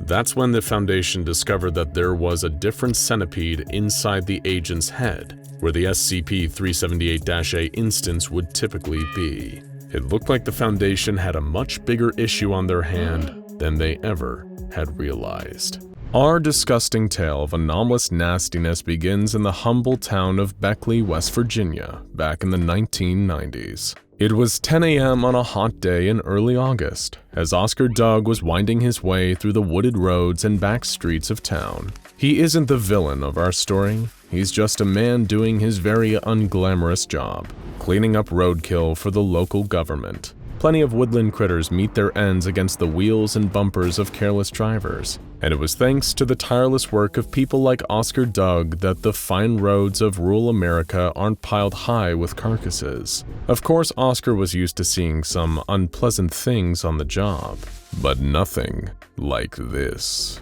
When he began pulling over to the side of the lonely street to pick up a dead deer, he was shocked to see a sudden flash of stark white illuminated by his headlights. It was a naked human woman crouched over the deer carcass. She was sucking at the exposed red flesh on the deer's flank as though feeding off of it. Flies circled around her in the hot summer air. The smell emerging from the deer carcass was unspeakable, but the woman didn't even seem to care. She just fed away with a crazed look in her eye. And even more disturbing was the fact that he recognized her. It was Mrs. Faber, a local eccentric who lived with her husband on a farm just outside of town. Or at least, she had. You see, Oscar Doug had never met Mrs. Faber in person before. He only recognized her from the missing person flyers posted around town. He pulled out his cell phone to call the authorities, when suddenly Mrs. Faber was startled by something and fled into the woods. This would be the first of many encounters reported by townsfolk concerning Mrs. Faber, or more specifically, the anomalous species that was once Mrs. Faber and is now designated SCP-726. Mrs. Faber practically became a local cryptid, similar to that of Sasquatch or the Loch Ness Monster, with sightings of her in the woods and around town frequently being reported by the locals. Of course, Mr. Faber was beside himself about the whole situation. What was happening to his beloved wife? People assumed a psychotic break or some kind of sudden onset of acute dementia. She had to be apprehended and brought in for her own good before she caused harm to herself or others. And on August 16th, she was finally found and captured. Mrs. Faber was found in the dumpster of a local diner with a large dog. After being subdued, she was sent to a nearby hospital. Her condition had seemingly advanced to the point where she was no longer even capable of speech. However, if it had ended there, the SCP Foundation wouldn't have been called in. It would have just been a sad local story of a woman who became very unwell. But that was only the beginning to the true strangeness behind SCP-726. Random livestock, like cows and pigs, were found across the town, behaving incredibly bizarre, exhibiting actions and traits uncommon of their respective species. And the most shocking of all was that the sightings of Mrs. Faber around town still didn't stop, despite her being actively held by a local hospital. Naturally, that's when the SCP Foundation decided to take control of the situation. They dispatched field agents to properly investigate and figure out what was going on in Beckley, West Virginia. That's when they discovered a peculiar commonality: maggots. You see, the behavior exhibited by the strange animals and by Mrs. Faber was not consistent with their own species, but they were incredibly consistent with the behaviors of the common botfly, a particularly unpleasant form of fly that sometimes lays its eggs in the bodies of still living animals. The anomalously affected entities exhibited insectoid movements, an affinity for rotting meat, and even strange shifting of the back muscles, suggesting the gesture of flapping wings that weren't there. But what was going on here? Was this mind control, or something more insidious? As it turned out, the key to unlocking this mystery was in the dumpster that Mrs. Faber was found in. An entire pig was found inside the dumpster, exhibiting the same strange behaviors as the other anomalous animals. But not long before it was transformed into a pig, it was simply a half-eaten hot dog thrown to waste in the garbage. This miraculous transformation came courtesy of SCP-726, now also known as the Reconstructive Maggots. Much like regular maggots, these creatures are attracted to decaying flesh and will multiply and consume dead bodies or rotten food rapidly. However, the truly strange thing is what happens afterward. The maggots will expel purified waste matter, which then reconstitutes back into a kind of living, exact clone of the entity it once was. Well, exact in a physical sense. In a psychological sense, these clones are exactly like a mature botfly. The maggots that reconstitute these bodies die off almost immediately, but whenever two of these clones mate, with reproductive behavior often being inspired by the presence of carcasses or spoilt meat, they produce more eggs, which in turn release SCP-726 maggots and begin the cycle all over again. And fascinatingly, these maggots can reconstitute an entire clone from even a portion of the original creature. Which begs the question, why were there seemingly multiple Mrs. Fabers sighted in and around the town of Beckley, West Virginia? Upon further investigation into Mrs. Faber and her husband, a terrible secret came to light. Mr. Faber had murdered his wife in a fit of rage and cut up her body before burying the pieces around the grounds of his home. Unbeknownst to him, an infestation of SCP-726 maggots across the property ate each piece and reconstituted them into individual fly-brained clones of the original. Mr. Faber was later arrested for the murder, and multiple people in the town of Beckley were given amnestic treatment to forget the strange and frightening things they'd seen. But for the Foundation, the strange and frightening things were only just beginning. An unnamed doctor with the SCP Foundation decided to conduct a series of utterly repulsive experiments on SCP-726, opening the log with the fateful words, "I've decided to begin by testing the limits of repeated replication. A single SCP-726 egg will be introduced per sample. Due to their rapid multiplication, maggot volume does not affect their speed of operation, only the size of the organism to be reconstructed." The first subject was a recently deceased Norwegian rat, cut in half lengthwise. When the SCP-726 eggs were introduced, the two halves were rapidly constituted into a pair of living rats with mirrored fur patterns. Both of these rats were then ground into a fine paste and mixed. Wondering if SCP-726 would create a hybrid, they did not, instead separating the mix into two piles and once again creating two rats, nearly identical to the ones before, except for one of them now having a red right eye. The rat without the red right eye was processed into a fine paste, get used to hearing that phrase, before the introduction of more SCP-726 samples. It reproduced a close approximation of the rat it once was, aside from a slight limp and blindness in both eyes. The heart was then taken from this rat, and upon the introduction of SCP-726 into the heart, it was reconstituted without eyes or any pigmentation. A note also mentions that the creature squeaked incessantly. The heart from this rat was then taken and cut in half before SCP-726 was introduced. The result was a pair of even more severely messed up eyeless rats. One could only walk in tight circles, and the other immediately attacked the first rat. The doctor noted that both physiology and insect behavior seemed to degrade with repeated reconstitutions of the same genetic material. Next, a scrap of flesh was taken from the hairless rat. The creature that reconstituted from this was hairless, eyeless, and limbless, and didn't successfully survive for long. A liver was found inside its brain case. But because this particular researcher hadn't spit in the face of God enough for one day, the tests continued. The liver from the brainless rat was given a dose of SCP-726, and the result was an eyeless, legless, limbless creature with a long, worm-like midsection, which quickly began to devour its own posterior before dying of blood loss. This dead rat was then put through 3 more iterations of testing.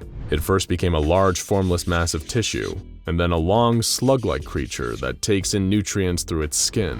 After this, no more changes were recorded, as it had presumably reached its peak performance. The scientists decided to keep this creature for long-term observation, naming it Brundle, after the scientists in David Cronenberg's remake of The Fly. At this point, the doctor began to conduct tests that, mercifully, did not involve any more rats. Instead, the Foundation moved on to humans. Dried flesh from a body that's over 2,000 years old was given to SCP-726, leading to a full reconstitution of a middle-aged man with the mind of a fly, opening doors to potential practical forensic applications of SCP-726. Humans seem to experience a similar degree of form degradation after multiple reconstitutions from the same genetic material. But due to humans being larger and more complex organisms, the changes are often less pronounced, like changes in eye color or fingerprints. While the forensic use of SCP-726 is an open door, clones produced by SCP-726 are worthless for both medical and food purposes. During one experiment, SCP-726 was used to replace a missing chunk of a wounded D-Class's leg. This appeared to be successful at first, until the D-Class later experienced a rapid mental devolution into a fly-like state, just like the other victims of SCP-726. The D-Class was terminated, and the test was recorded as a failure. It's believed that a similar thing would happen if organ transplants were taken out of SCP-726 clones and given to non-anomalous donors. SCP-726 was used to clone several livestock animals, such as cows and pigs. Food items like steaks were rendered from these animals, cooked and given to D-classes. Much like the transplants, this led to a similar state of devolution for those who ate the infected meat. Even when the meat was thoroughly disinfected and processed, the anomalous effects remained. So no, SCP-726 won't be ending world hunger anytime soon. Though if it gave us all the minds of flies through tainted meat, it may at least end all global warfare, seeing as flies don't have the mental capacity to create or wield weapons. At this point, it seemed that the researcher was just curious and felt like trying some other random experiments just for the heck of it, like getting SCP-726 to reconstitute a non-anomalous botfly, leading to the clone simply being an unusually large botfly which died shortly thereafter, or testing a burger patty from a local independent drive-thru restaurant that reconstituted into 2 different cows and 1 large rat. Yummy. But the most horrifying result of all came when they tested SCP-726 on what was supposedly a vegan burger, made entirely out of artificial meat and plant matter. The resulting creatures were so unimaginably horrifying they literally cannot be described. Even hardened SCP Foundation researchers were driven to scream and vomit at the mere sight of them. One of these creatures was killed and ground into fine paste before SCP-726 was introduced again. Somehow this resulted in something even worse. A truly horrifying unkillable entity on par with SCP-682. Even when they liquefied the beast, it kept attacking. They could only stop it by freezing it and keeping it on ice. Testing into SCP-726 was suspended shortly thereafter. Maggots, botflies, and rat paste. How lovely. If you were eating during any of this, well, you only have yourself to blame. We've all heard of the Led Zeppelin song Stairway to Heaven, a title that invokes the image of a stairway leading up to a land of peace and paradise. But where else could a stairway lead? To a dusty attic full of old photo albums? To the upper level of a mall where the movie theater and frozen yogurt shop are neatly situated? Perhaps it leads to a rooftop with a beautiful view. Or maybe, just maybe, a staircase could lead you to SCP-2427. SCP-2427, appropriately nicknamed A Thing Full of Stuff, is an extra-dimensional area filled with a variety of unusual and anomalous objects. SCP-2427 can be accessed by way of a broken stone staircase located in rural Ohio.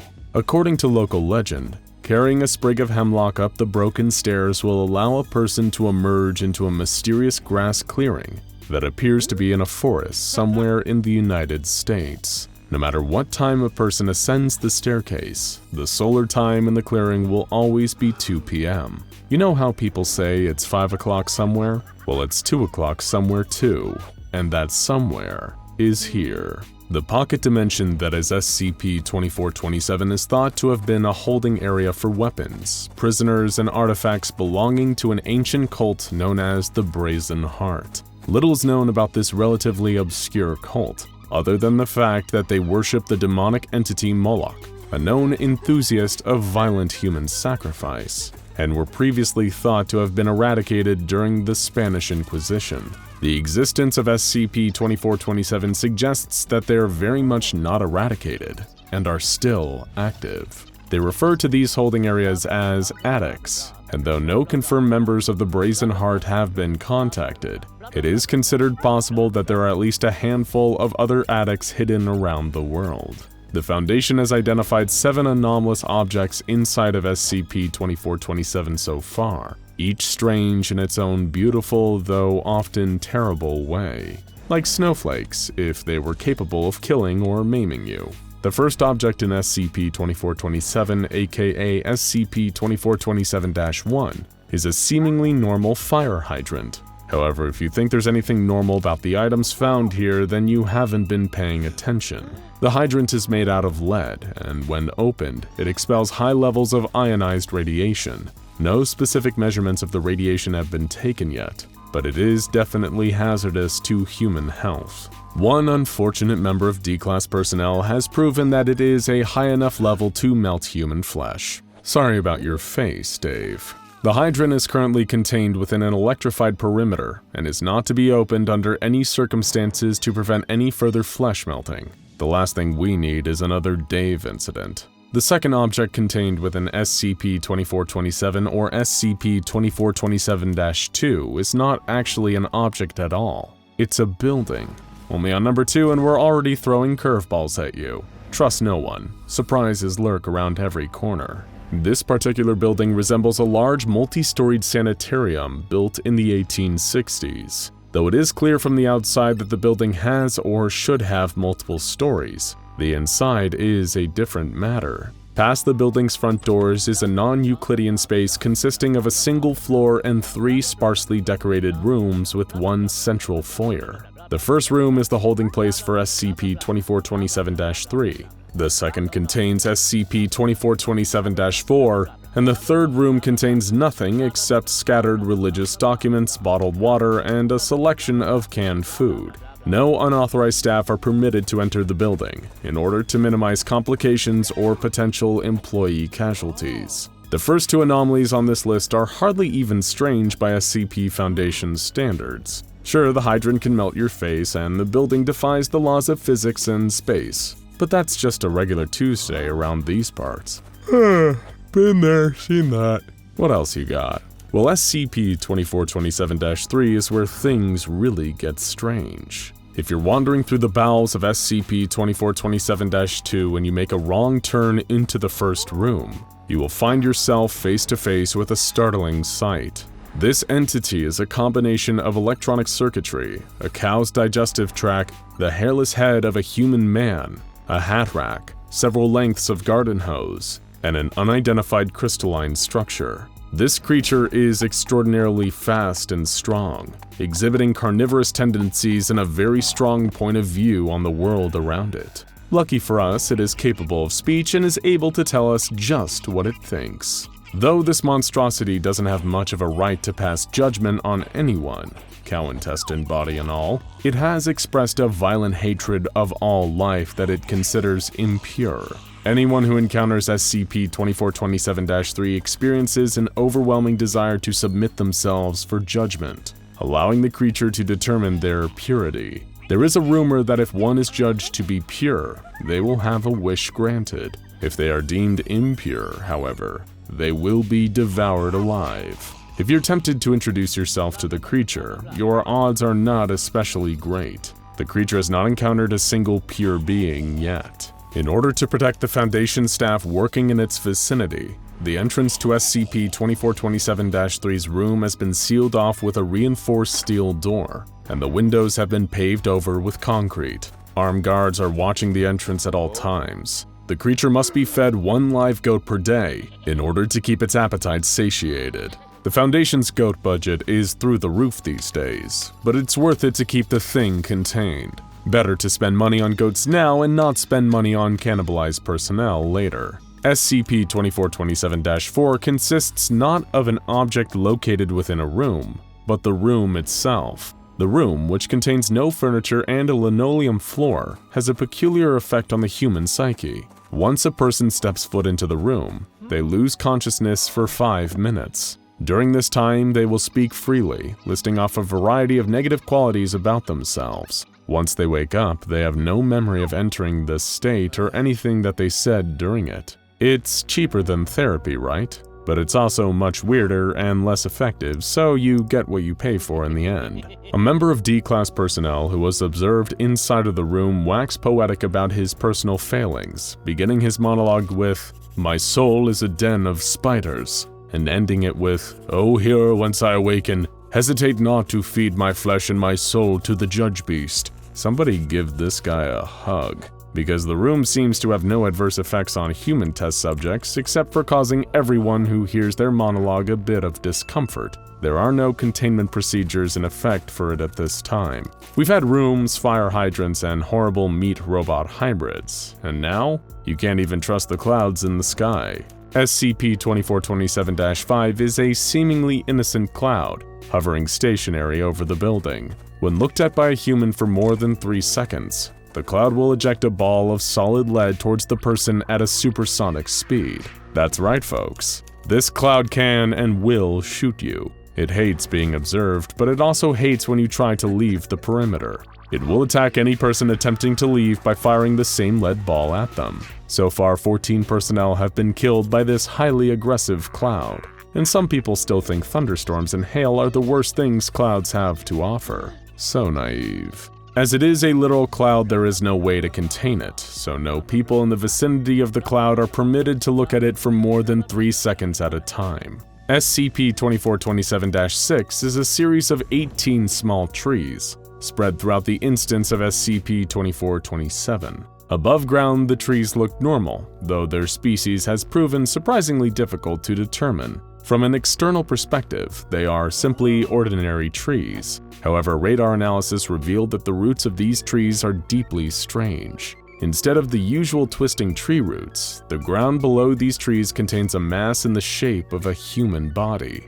Much to the disgust of the observing researchers, these humanoid masses occasionally twitch and move, as if alive. The trees themselves appear to be growing from the crotch area of each humanoid figure. How's that for morning wood? I know, I get it, bad joke. This arrangement between tree and person seems to be some kind of punishment, as each tree is marked with a plaque reading, "The lecherous suffer what they must, and it is beautiful." Until it can be certain that the condition of these human roots is not contagious, these trees are to be treated as potential biohazards and isolated in individual containers. The final object in SCP-2427 currently categorized by the Foundation is SCP-2427-7. SCP-2427-7 is a pile of ashes and wood located just behind a posted sign that reads, "The Liar's Cradle." Extensive testing has been established that the Liar's Cradle was almost certainly used as a torture device in interrogations performed by the Brazen Heart.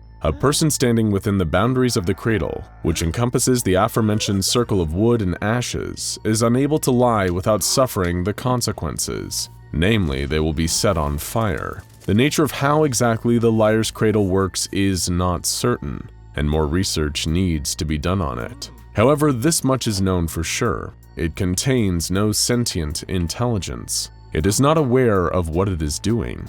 It does not kill its victims, rather it keeps them miraculously alive as it sets them on fire, prolonging their agony and allowing their interrogators to get the truth out of them. A series of experiments reveal that it only immolates a person who is knowingly lying. D-Class personnel give demonstrably false information to repeat in the cradle without knowledge of its falsehood were not set on fire. However, when those same D-Class personnel knowingly lied in the boundaries, they immediately were set ablaze. It is almost certain that the Brazen Heart cult used the cradle as a method of interrogating presumed liars in their midst. Further investigation will likely reveal human remains beneath the cradle itself, though this is just a hypothesis currently. But come on, there has to be some bones somewhere beneath something as ominous as the Liar's Cradle. Though they have only identified 7 anomalies inside SCP-2427 at the moment, there are plenty more lurking in there, waiting to be discovered. In the foyer of SCP-2427-2, the Foundation discovered an extremely ominous list of items, clearly belonging to members of the cult of the Brazen Heart. This list included some familiar items, such as pilgrim provisions, also known as the canned beans and soup found in SCP-2427-2, a Level 3 Purity Proctor, a purge engine disguised as a fire hydrant, and the Liar's Cradle. However, it also contained many things that have not yet been discovered, such as 1 slaughtering perseverance, 27 pyre children, 3 ascended cultivars, 7 supreme angelics, 9 dragons, and the Brazen Heart itself. Dr. Gordon McElroy, Site Director of Area 2427, put out a memo to all Level 4 and higher staff assigned to the area after the discovery of this list.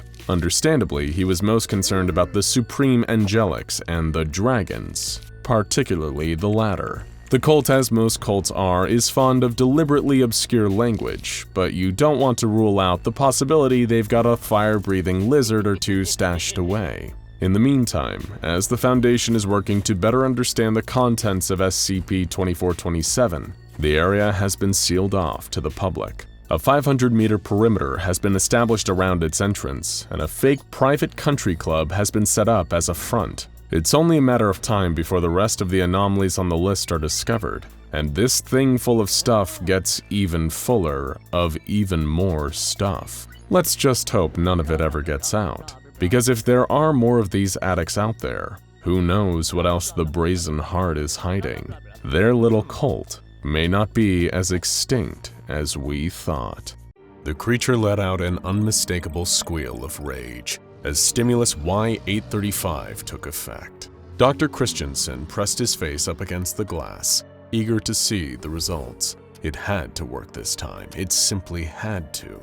He was certain that this attempt would make all the other failures worth it, and he'd once again prove the Foundation's faith in him to be well-placed. SCP-5683 shrieked a loud, insect-like sound that would have normally made the blood run cold of anyone that heard it. But to Dr. Christensen, it was like music, a monster's dying fanfare to mark his success. Soon he'd be the researcher who neutralized not one, but two tenacious, highly adaptable anomalies. The senior researcher could feel his heart racing as the deadly giant spider started to twitch, then burst into two identical entities. The pair of arachnid anomalies had reacted much like the results of the tissue sample tests conducted earlier, dividing into two separate organisms. Christensen held his breath. The tissue samples had destroyed each other, attacking and injecting the other with lethal doses of venom.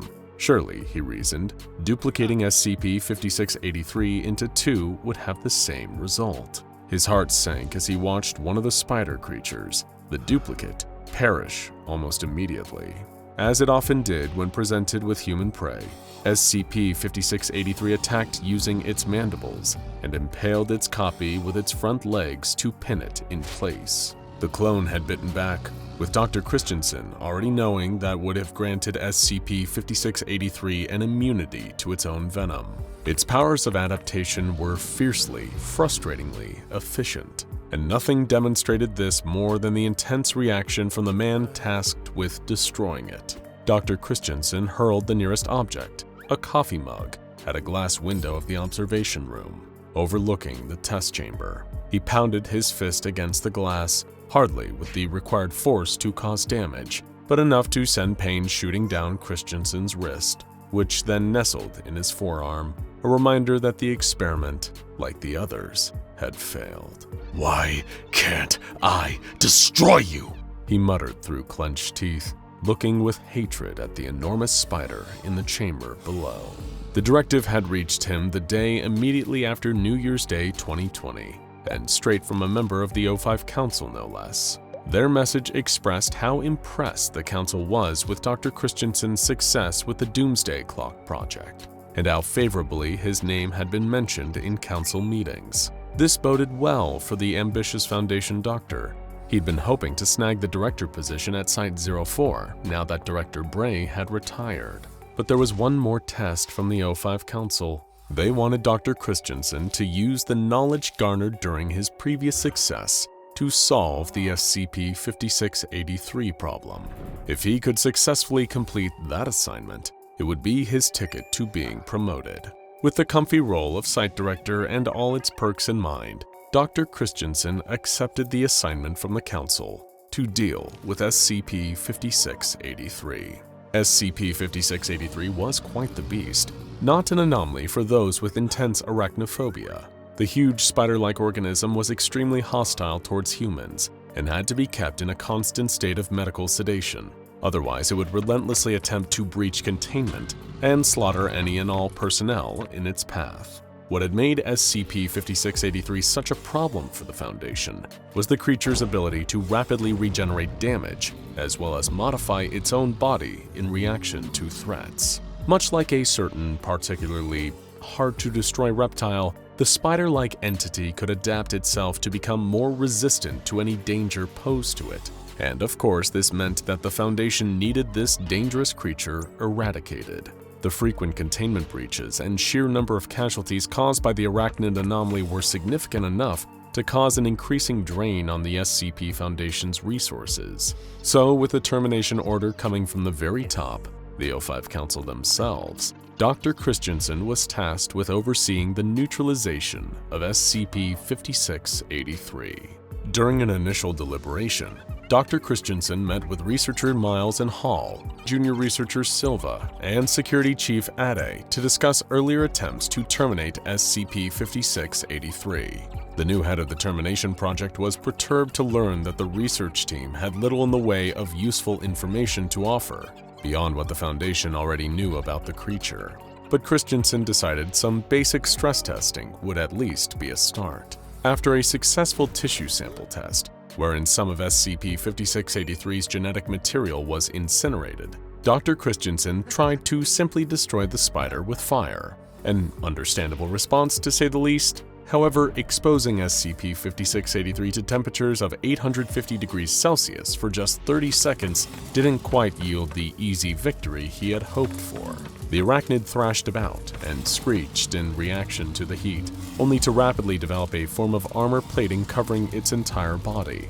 The armor was comprised of an unknown, unidentifiable substance, but it was enough to prevent SCP-5683 from combusting. Reconvening with the rest of the team, Dr. Christensen hid his pride, assuring everyone he was just trying to establish a baseline during the previous test. Of course, he hadn't believed that terminating SCP-5683 with fire would be a success, or so he claimed, hiding how much he'd longed for an easy solution so he could snatch up the vacant Site-04 director position. But to ensure the others, Christensen explained that he'd requisitioned some anomalous materials from the O5 Council that they'd be using in their next termination attempts. Nothing that was anomalous enough to require containment, but toxic enough that they presented a few options for destroying SCP-5683. Just for logging purposes, sir, may I inquire about the specific substances we're shipping in? Junior researcher Sylvia had asked. Of course, Y220, Y835, and Y43. Dr. Christensen quickly recounted them all from memory. I'm told they should be arriving within the week.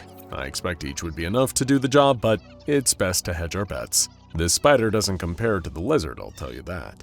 Junior researcher Silva seemed to take an interest in what Dr. Christensen had just alluded to, his previous work with the lizard. He probed further about it, and Christensen gave a solemn response. The aspiring Foundation doctor recalled an incident from a few years earlier during his experimentation with SCP-682. Some of the methods Dr. Christensen had opted to employ in an attempt to destroy the hard-to-destroy reptile had led to a severe containment breach. When describing it, he used the word unpleasant, perhaps out of guilt at how many personnel had lost their lives due to his actions. Brushing the topic aside, he assured the team to get on with testing the new anomalous stimuli on SCP-5683.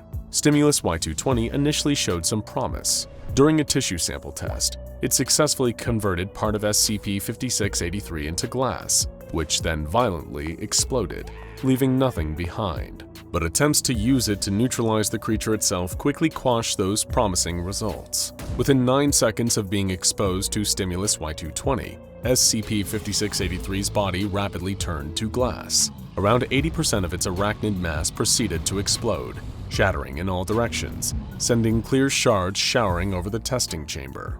As he watched, Dr. Christensen allowed himself to believe that this was mission accomplished, that he'd successfully terminated SCP-5683. But his celebration was premature.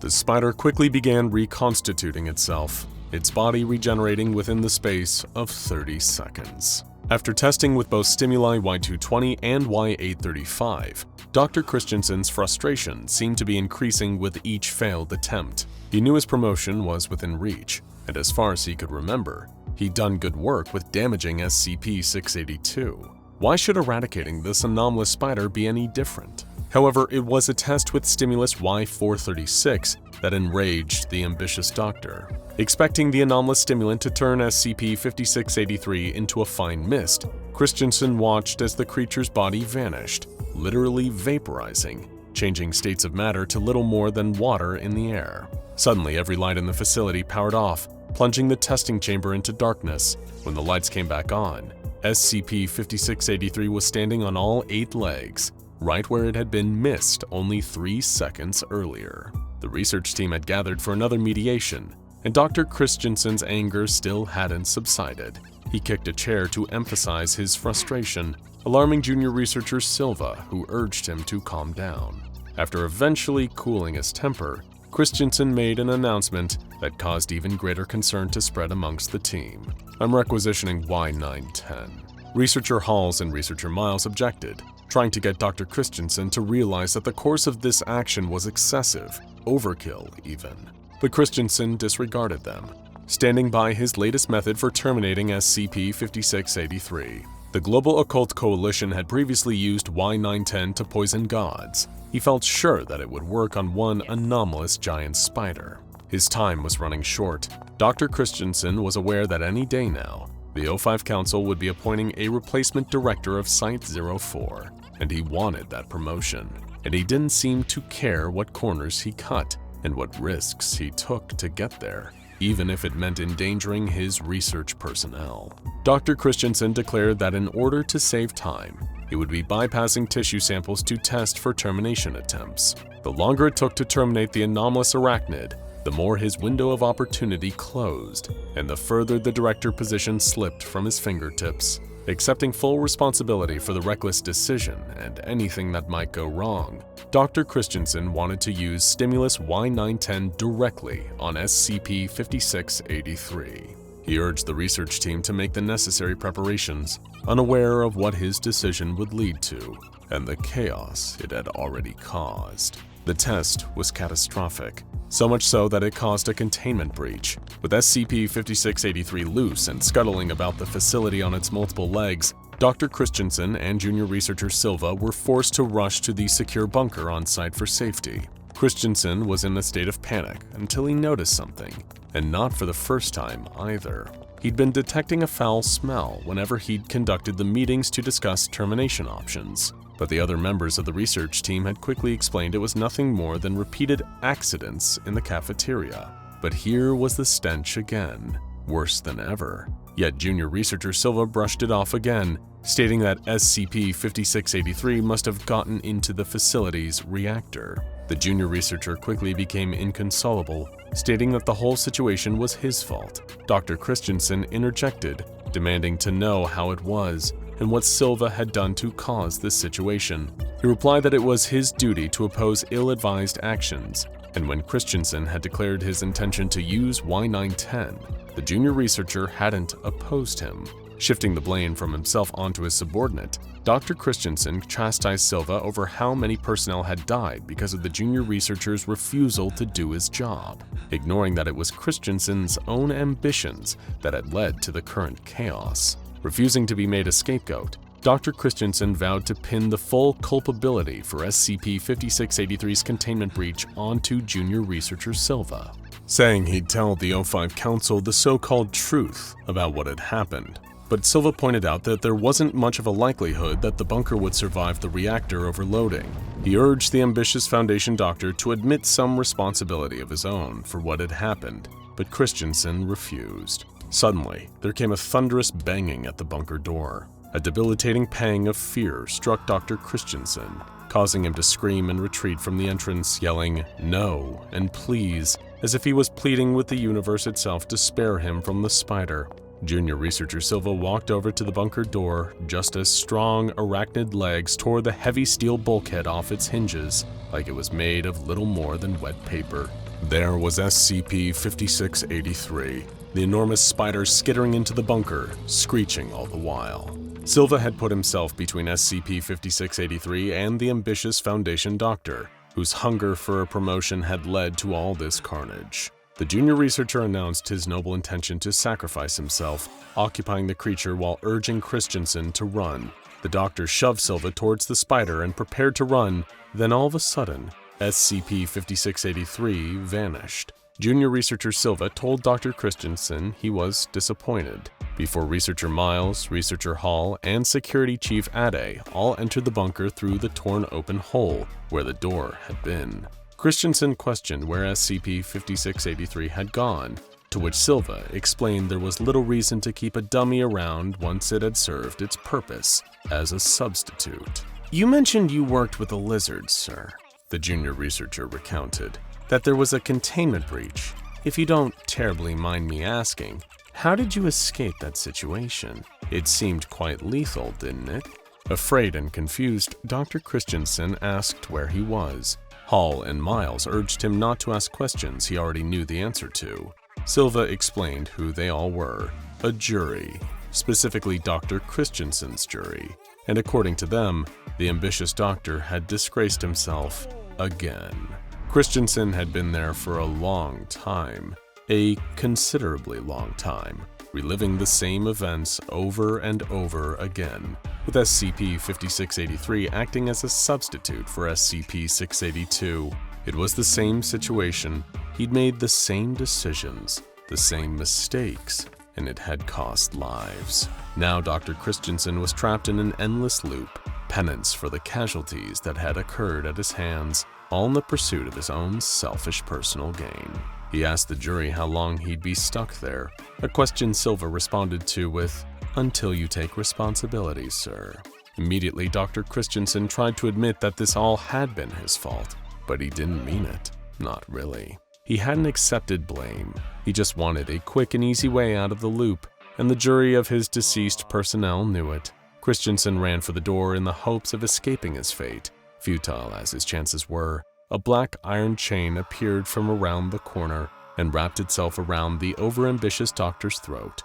Ignorant of his pleas for forgiveness, saying he was sorry wouldn't bring back the people who died in service of his aspirations to becoming a site director. The chain dragged Dr. Christensen through the facility at such a speed that he collided with every wall and every corner as he turned sharply, being pulled along the floor. But that and the walls quickly crumbled away, revealing a sight that made Dr. Christensen start screaming that it wasn't his fault, and he never really stopped. What followed involved a great deal of blood and fire. Once it was over, it left behind the same awful stench the doctor had smelt before, and he'd soon be smelling it again too, as the cycle repeated itself. The directive had come straight from a member of the O5 Council. They were impressed with Dr. Christensen, and the ambitious Foundation doctor had been hoping to snag a director position at Site-04. But there was one final test for Dr. Christensen to solve the SCP-5683 problem. The year is 1941, and the world is gripped by the most violent and widespread war in history. Millions march to war as bloody battles are fought across the globe. Horrendous atrocities are carried out on groups of people, and parts of London are bombed to rubble on a weekly basis. Considering it's only been 20 years since the last World War, it must seem to the early residents of the early 20th century that the world is coming apart at the seams. And amongst the chaos, it'd be easy not to notice a secluded manor house in the English countryside disappearing without a trace for 11 days, before suddenly returning to our reality. But thankfully, one organization makes it its sole duty to notice the unnoticeable and understand the impossible, the SCP Foundation. And within that anomalous manor house, Foundation agents and researchers were about to find horrors beyond even their darkest imaginations. This is the grim tale of SCP-1461, better known as the House of the Worm. When the manor house reappeared after its 11-day absence, the Foundation zeroed in, sending agents inside to investigate. It was a 2-level dwelling complete with 12 bedrooms, 4 baths, 3 studies, a main foyer/ballroom, a library, a kitchen, and a pantry basement. The Foundation observed that a number of these rooms had been fitted with rows of bunk beds, similar to a boarding house or barracks. Only later would they understand why. They found that the upper portion of the home exhibited no abnormal qualities whatsoever. But as the agents investigated further, they found an entrance to the truly anomalous portion of the manor, the extensive sub-level system.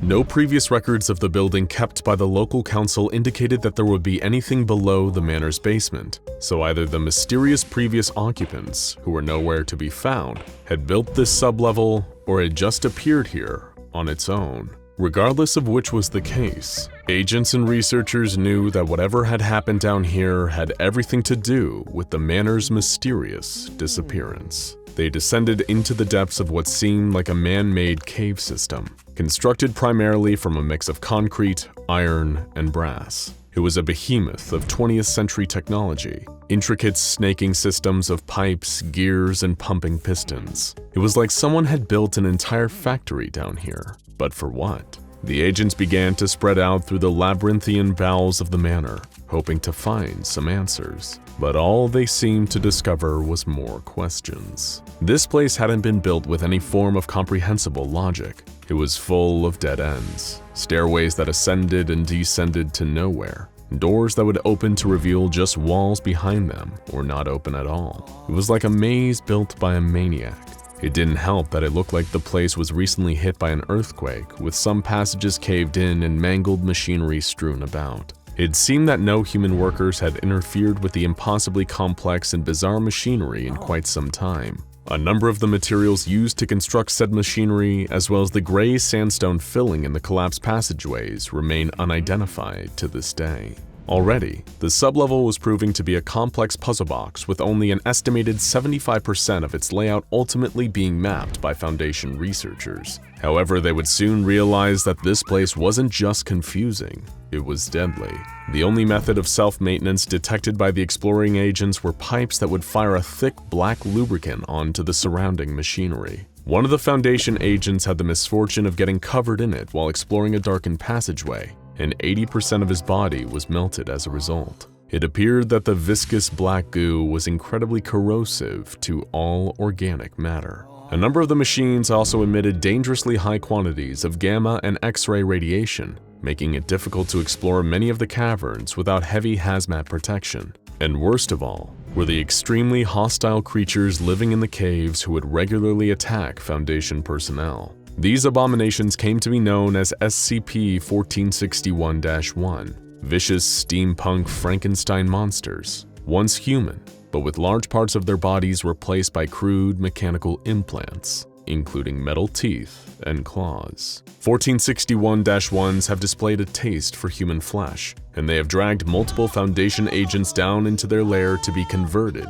into monsters like them. It's believed that SCP-1461 is capable of controlling these beasts through the strategic use of sound from its brass-speaking pipes, leading them into areas where Foundation personnel are present to instigate conflict. Many of these pitiful creatures have had their throats replaced by phonographs, endlessly repeating the same nonsense phrases over and over again. I am what you have made me. I am choice, and I am tyranny. Forgive me. I am then and I am now, what gods they will be then. I am evil and I am flesh. I am the trap. I am beauty and I am chaos. Children are selfish. I am the worm.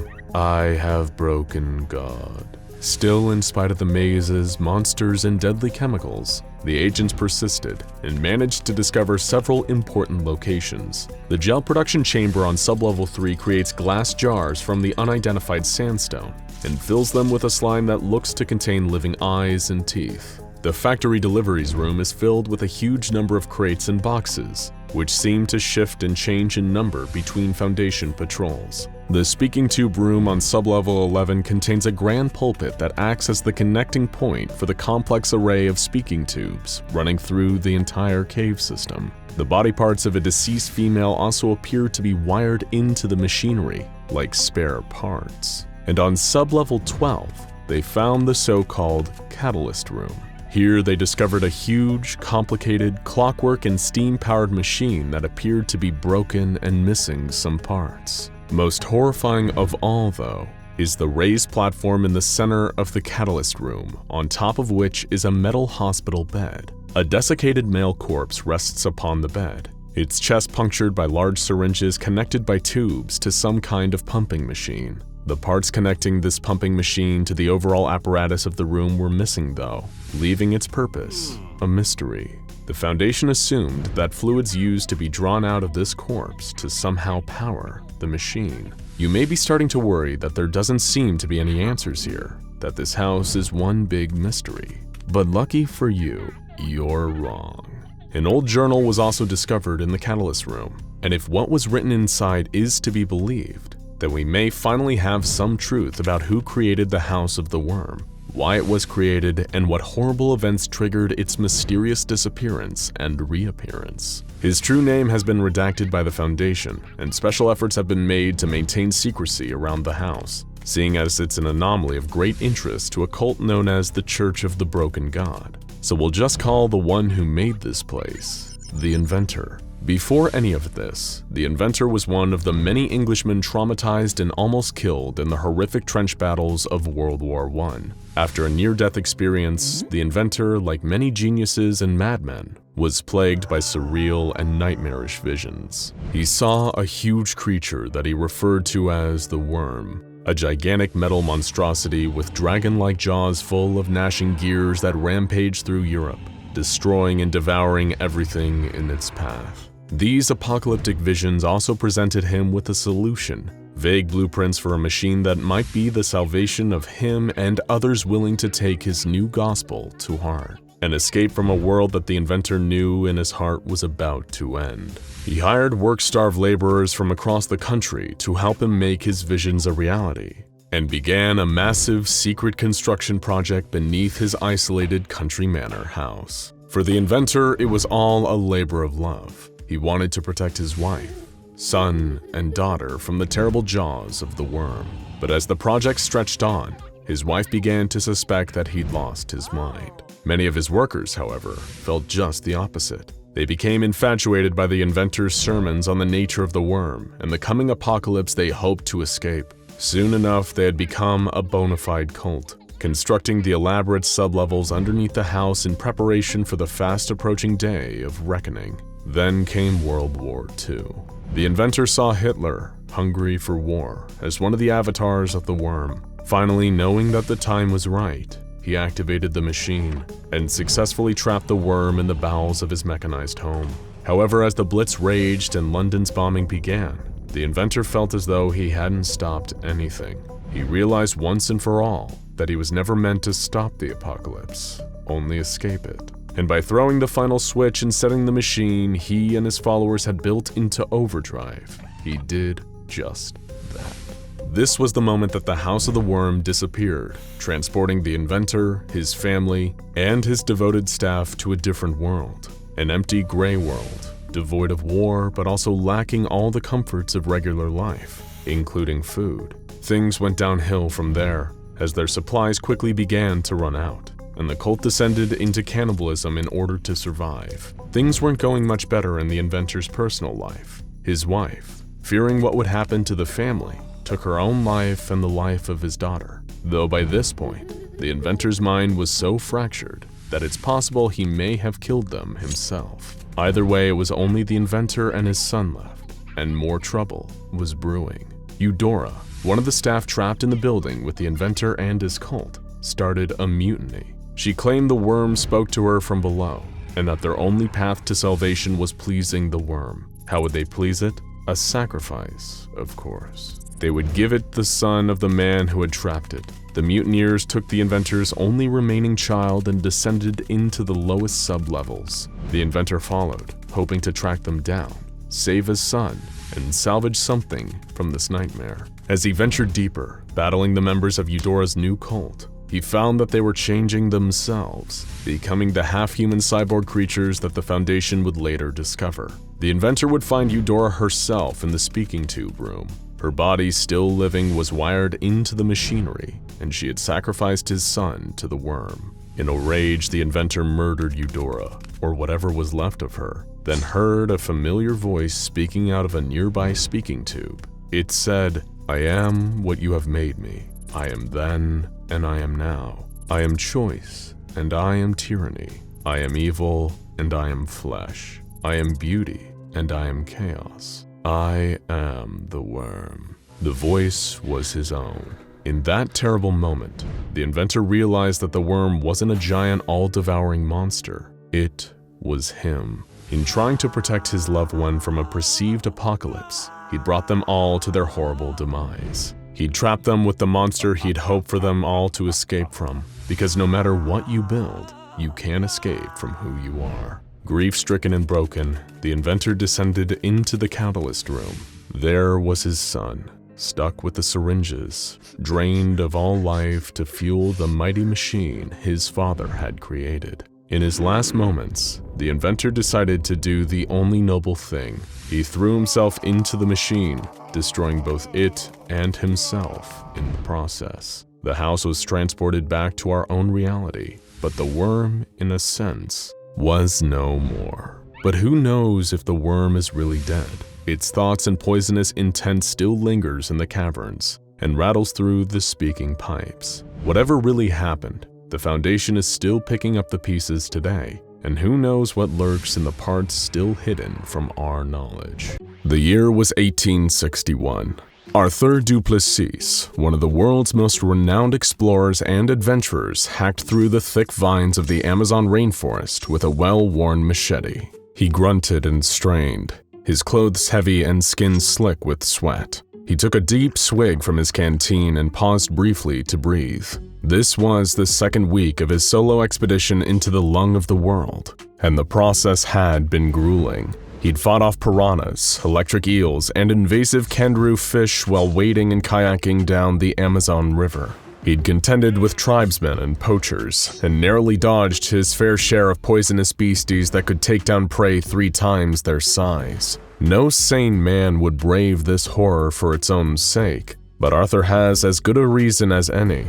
He was searching for his younger brother, Joseph Duplessis, who had disappeared a month earlier during a trek through the Amazon. Joseph had always admired his brother's wild adventures and sought to imitate him. It was for that very reason that Arthur had felt responsible for his brother's current predicament and made it his mission to rescue him. The Amazon is an ancient and cruel mistress. The arrogant and foolish have hoped to conquer or tame her for centuries, but countless men had disappeared in the pulsing heart of this green behemoth. Arthur may have been a world-class explorer in a different league to many of the others whose lives this green inferno has handedly taken, but there were creatures lurking deep in the Amazon that went beyond even Arthur's knowledge. The kind of beasts that would make the darkest and most twisted nightmares look comparatively inviting. Beasts like SCP-2031. If Joseph was able to send Arthur one more message before it all came to a horrible end, we could only imagine it'd be something like, "Don't come for me. It's already too late. But there's still time to save yourself, brother. Stay away, for God's sake, stay away. You have no idea what you're dealing with here. Forget about me. Go while there's still time." Sadly for Arthur Duplessis, that time was about to run out. He ventured further into the depths of the Amazon, where even light was scarce under the thick canopy above. A mighty green anaconda slithered through a nearby tributary, tongue flailing in search of prey. An Amazonian giant centipede, a centipede so large and vicious it preys on snakes and bats, skittered up a nearby tree on 46 needle-like legs. A big, meaty tarantula deftly navigated the branches above, while tree frogs with poison potent enough to put an entire army 6 feet under hopped through the rich undergrowth. Humans held no power here. Arthur fell to his knees and began to weep. His foolish ambitions had gotten his dear brother killed in this awful place, shot to death by poachers, strangled by anacondas, or eaten alive by vicious bull sharks in the Amazon River. There were so many horrible ways that Joseph could had died, and in the absence of ever finding a body, all of them would simultaneously be true. The Duplessis family would never know peace. There would be a void, an emptiness in all of their hearts forever. But just when Arthur was about to give up hope, something miraculous happened. He saw a human figure stumbling around faintly in the distance. Arthur drew his trusty pistol, assuming it could be a poacher or a hostile tribesman. But something was different. The figure had its back to Arthur, but he recognized its shirt, a distinctive shade of light blue, just like the shirt that Arthur had bought for Joseph on his previous birthday. Could it be? Was it really him? Arthur holstered his weapon and jumped to his feet. He couldn't let this figure get away, even if there was only the tiniest chance it could actually be his brother and not some kind of forest mirage. Arthur ran towards the figure with the last of his energy reserves, panting and wheezing. He called his brother's name again and again, but the figure didn't respond. It just stumbled along, as though drunk. But the closer Arthur got, the more certain he was that this was indeed his brother. The height, the hair, the clothes, the build. It was Joseph Duplessis. But why wasn't he responding? Why wouldn't he turn around? As Arthur finally reached the figure, he ground to a halt. The most profound sense of dread fell over him like a sudden monsoon. Something unnatural, something truly terrible was about to happen, but he didn't know what. And moreover, it was too late to stop now. Feeling anxiety prickling up his legs and back, Arthur reached forward to grab his brother by the shoulder, the word Joseph trembling on his lips. When Arthur's hand touched Joseph's shoulder, he felt a fear greater than anything he'd experienced before. Something was moving beneath the skin of Joseph's shoulder, something writhing and alive. A million tiny creatures all working together in his brother's flesh. Before he could even draw his hand away, his brother turned. Or rather, the creatures that were wearing his brother's body turned around. Arthur couldn't help but scream at the horrible sight before him. His brother's face looked loose and rotten, aging skin hanging off a rotting skull. His jaw hung loose, no tongue inside, no eyes either. Just millions of ants swarming in and out of Joseph Duplessis's vacant dead face. The ants were huge and spiny, with long curved mandibles. Ection bruxelli, a particularly hardy species of New World army ant. Arthur stepped back, babbling in terror at what had become of his brother. The Joseph suit stepped forward towards him, and almost instinctively, Arthur pushed him with both hands, feeling the nightmarish activity swarming beneath the loose cover of Joseph's bony chest. The Joseph suits tumbled backward, tripping over a rock and burst. There were no organs left inside his brother now. They'd been eaten long ago. It was just a thin tarpaulin of gray skin over dry bones, and of course, millions upon millions of ants, now making a beeline for Arthur with the frightening military precision any naturalist could expect from Ecton bruxelli. But while army ants could be a formidable and frightening foe in their own right, nobody had seen any ants like this before. Well, nobody who'd lived to tell the tale, at least. Arthur turned to flee, but sadly it was already too late for him. What he thought were mere prickles of anxiety were actually an invasion force of Ecton bruxelli soldiers, which had positioned themselves over key nerves and ligaments on his skin and spine. As Arthur tried to run away, the ants began to bite into him, cutting through skin, rending bone and munching into the chewy neurons underneath. Arthur felt intense flashes of pain all over his body before collapsing to the ground, paralyzed. That's when the true horrors began. If there was one consolation for Arthur in this last terrible hours of his life, he would at least know firsthand exactly how his brother died. He couldn't move, but he could feel everything. The creatures chewed through the flesh of his extremities, cutting holes in his skin and creating openings for swarms of their insect brethren to enter through. Arthur felt like he was on fire as the swarm entered his body, but was unable to do anything about it.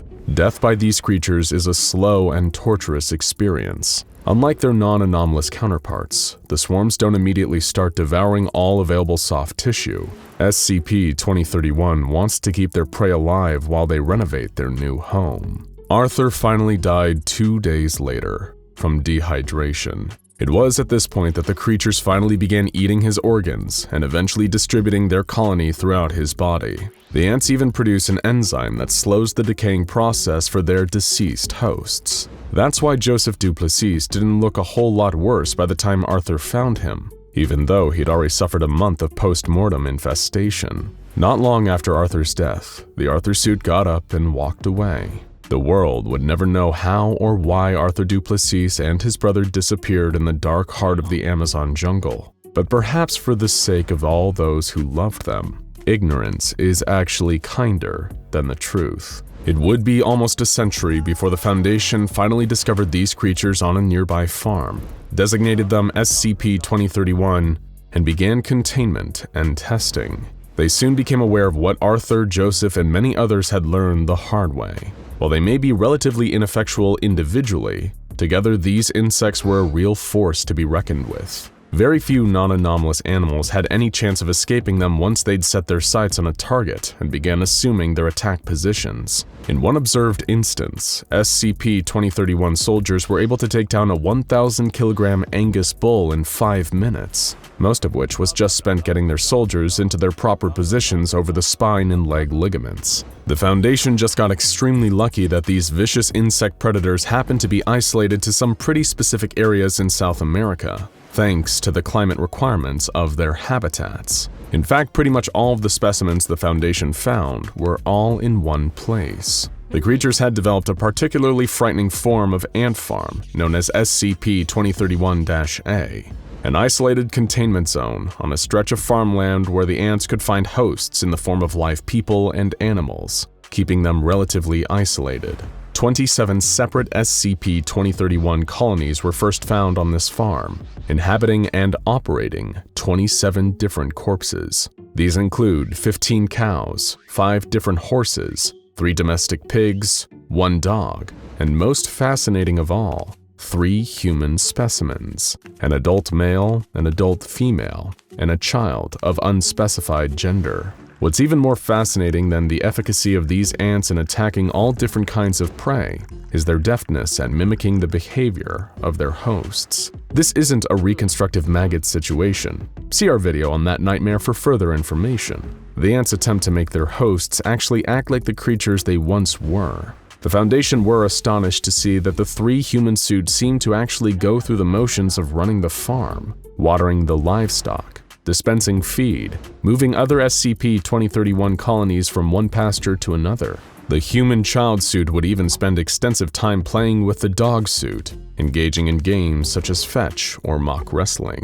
How the SCP-2031 colonies are able to do this is unknown. Working theories include rigorous observation of their targets before colonization, and the colony hive mind somehow picking up residual thoughts or muscle memory from their victims. Non-anomalous ants introduced to the SCP-2031 colonies also begin exhibiting anomalous traits, so the effects may somehow be contagious. One of the most fascinating moments of all came when the structural integrity of the dog suit finally gave out, leading to its colony exiting the body and returning to more nomadic behavior typical of army ants in search of a new host. The strange part was that the human suits actually seemed to grieve for the deceased dog suit, with the child suit becoming somewhat distressed that their playmate was suddenly gone. The 2 human suits even took the carcass of the dog suit and buried it in another pasture. It was unlike anything the Foundation had observed with SCP-2031 before. At what point did mimicry become sincere behavior?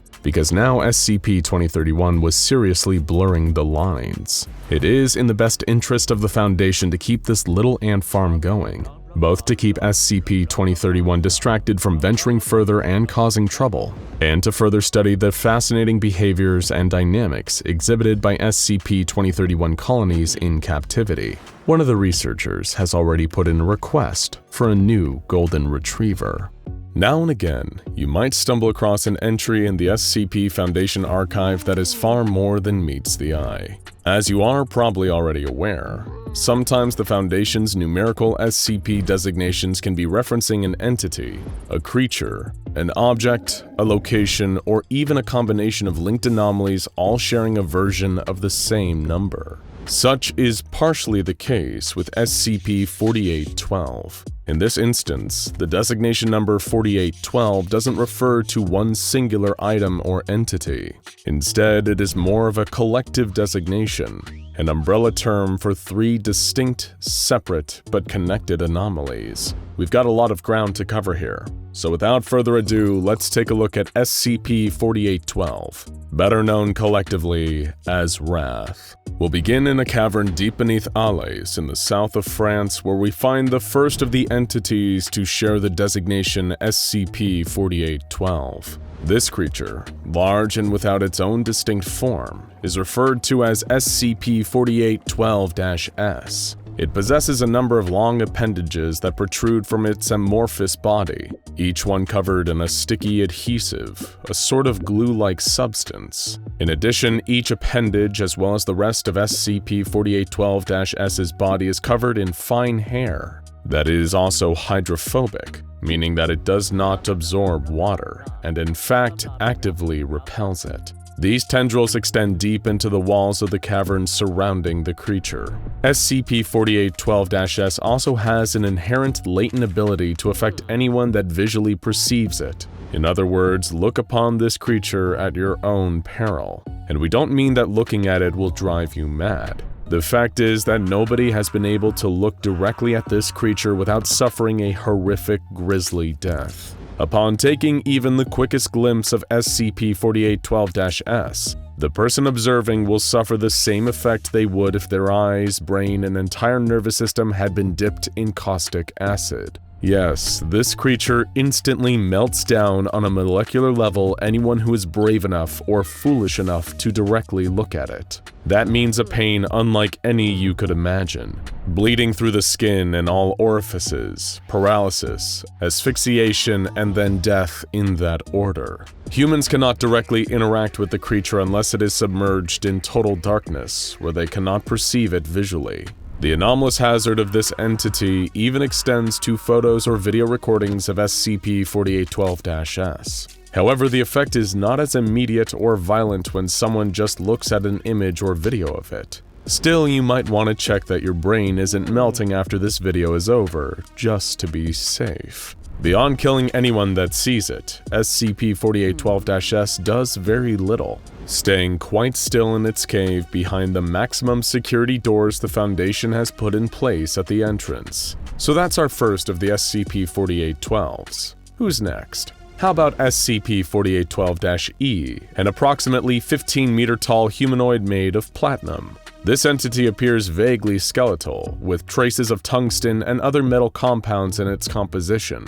SCP-4812-E remains at a constant body temperature of 0.0000000031 Kelvin, or almost -460 degrees Fahrenheit. However, this entity can also absorb the heat around it without changing its own temperature, reducing a cell at room temperature to absolute zero in around 16 seconds flat. And it's because of this that SCP-4812-E is often surrounded by a layer of frozen air and water. Much like the other creature it shares a designation with, close interactions with SCP-4812-E are often deadly. Stand too close and the air around you would drop in temperature rapidly. The water within your body would freeze, and in seconds, you would die. Even with the use of a specially insulated suit, you would be lucky to gain a few short moments of added protection. The only thing that weakens SCP-4812-E's effect is to expose it to extreme heat, although this does not stop the temperature absorption entirely,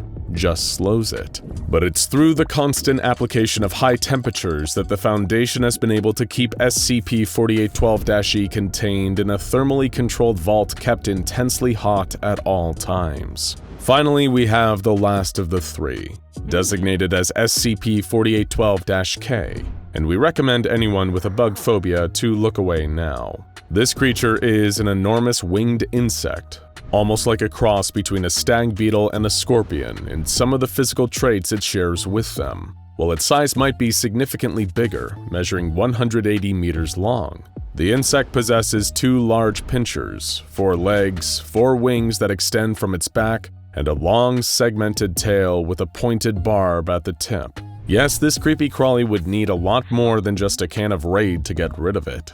But perhaps most strangely of all is SCP-4812-K's face. Not the typical insect eyes and mouth you would expect, but the face of a human male. Much like its cavern-dwelling counterpart, SCP-4812-K tends to not do all that much when left alone. It can usually be found flying through the upper stratosphere, only really moving when it flaps its wings. You might have a hard time trying to spot it though, as its body is coated in reflected chitin. In other words, the bug's exoskeleton refracts light away from it and makes it almost invisible. While the SCP Foundation has made attempts to secure and contain this gigantic flying insect after they learned of its existence, the creature's sheer size and strength have destroyed any fighter jets or drones they have sent after it. It seems impervious to damage from conventional weapons, with anything fired at it being almost perfectly reflected and directed back towards the shooter. All the Foundation can really do is hope that nobody else spots it and keeps a close eye on SCP-4812-K through regular surveillance. Above all, though, one procedure remains consistent and all of the utmost importance with every aspect of SCP-4812. Never, under any circumstances, can any of them be allowed to interact with the other two. So what could possibly connect these three creatures? An amorphous entity that kills anyone who looks at it. A giant humanoid male made of platinum that alters temperature without absorbing heat. And a winged insect that is almost perfect at reflecting anything around it. They all seem to be pretty disconnected. Yet their common thread must be pretty significant for all three to share the title of SCP-4812. Indeed, if they had no relation to each other, they could each have their own unique number. And what is the mysterious fourth redacted entity that is also referred to as SCP-4812? The answers to this multitude of questions aren't exactly straightforward. Still, there does exist a series of anomalous documents and items that the Foundation has recovered that feature some of the necessary information. Recovered from Marcus de Wees, a Dutch collector of anomalous artifacts. These items are referred to as the Connington set, named after Winston J. Connington, an English archaeologist and occultist whose research led the Foundation to the discovery of a number of SCPs. Among the various artifacts of the Connington set is a journal kept by Connington himself, featuring depictions of the different SCP-4812 creatures and notes recording his findings. The set also features 3 hefty tomes written in German over the course of many years that contain multiple archaic coordinates. In one, an edition in Italian by another author seems to shed a little light on SCP-4812. The translation of this section tells of an ancient kingdom, respected above all others, known either as the House of Apollyon or the Sky Kings of Old Europe. The first ruler of this kingdom was allegedly a descendant of the King of Crimson Skies, or Asem, the first man. These Sky Kings ruled over what is now modern-day Europe for 100 generations, conquering all who opposed them. Among their adversaries were those faithful to the Iron God, presumably the Mechanites, the ancient machine-worshipping religion that preceded the Church of the Broken God. Eventually, however, complacency reared its ugly head, and Sky King Sarus VIII von Apollyon looked beyond the realms of men, hoping to find new land to conquer. Sarus VIII assembled his forces, the largest army ever seen, and set his sights on the lands of the Fair Folk, more commonly known as fairies nowadays. These fair folk were already engaged in conflict with their southern neighbors, the Children of the Moon, and were drastically underprepared for Sarus's approaching forces. Within 2 weeks, the fairies were scattered, driven from their lands. There was, however, a sole survivor, a Fey princess, who was captured and faced the grim fate of being taken as a trophy. But the princess had other plans. While being taken back to the Sky King's domain, she cast a curse upon the House of Apollyon, and Sarus VIII in particular. A horrific storm swept the returning ships as the Fey princess prayed to an ancient, nameless god for vengeance against her people's conquerors. According to legend, the chains that had her shackled to Sarus's ship caught fire, and the blaze spread until it had burned the Sky King's ship to ash. It has even been said that the same chains then wrapped around Sarus himself, dragging him down into the ocean's depths. Then, to defend against any further dark magic from the remaining fair folk, Sarus IX appointed 4 kings to defend his kingdom. By now you might still be wondering what any of this has to do with SCP-4812, but don't worry, we're getting there, we promise. So as the story continues, the remaining ships were still able to bring the Fey princess back, and she was brought before Sarus's heir, Sarus IX von Apollyon, who imprisoned her for what she had done. The princess was sent into a sealed dungeon deep beneath the oceans. This prison is heavily implied to be the first of the SCP-4812 entities, better known to us as SCP-4812-S. However, the explanations of the heat-sink platinum humanoid and the reflective flying insect are a little harder to decipher from Winston J. Connington's journal. While most of Connington's notes are written in a cipher, a few sections have been translated. According to him, from her prison deep below the earth, the voice of the fairy princess was able to communicate with the souls of the 4 knights protecting Sarus IX's kingdom. As a result, the Sky King was forced to banish them, and this brought forth what Connington referred to as the Great Profanities. Without the knights' defense, some force known as the Vinivinex The first profanity was able to cast its cold hand over Saris's only daughter, killing her. A creature whose presence can drain the heat from a person? Sounds an awful lot like SCP-4812-E, huh? In retaliation for his daughter's death, Saris drew up an ancient spear called the Godless Lance and struck the being down, casting it into the Earth's molten core and subduing SCP-4812-E with the intense heat below. Another section describes the King of Many Faces, Lamenoant, the creature we know as SCP-4812-K. Connington's findings describe this entity's slaughter of the Deva, a neighboring kingdom. The enormous insect appeared from the space beyond spaces and would deflect perfectly any attack made against it, before taking the faces of the Deva and returning to the skies. But there was one final profanity, known only as the Profane Dark. The legend continues with this profanity, a dark black smear rising from the graves of the fair folk. It soaked through the earth and burst from below, claiming the Sky King and dragging him into the endless void. As it pulled him away, Saris cursed the Profane Dark, calling it Yash, the last great foe of man. Watching his kingdom fall without the protection of his 4 knights, all the Sky King could utter was one repeated word: wrath. The spider writhed around in pain, trying desperately to free itself from the silk threads that were pinning its 8 legs down.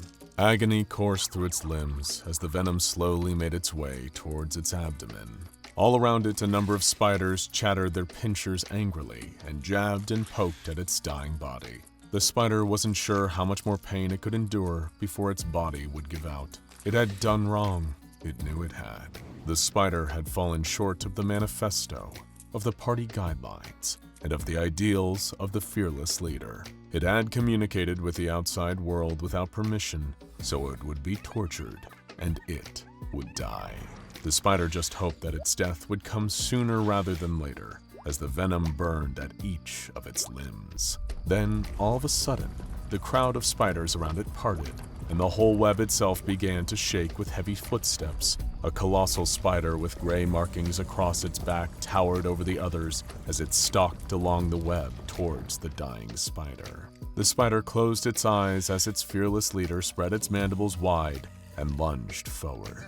And from a couple feet above, with tears in his eyes, researcher Simon Parker scribbled furious notes into his notepad. He was sitting alone in the forest, surrounded by spider webs, with thousands of tiny spiders and 8 times as many legs crawling up, down, in, and out of every tree, web, and clump of moss in the clearing.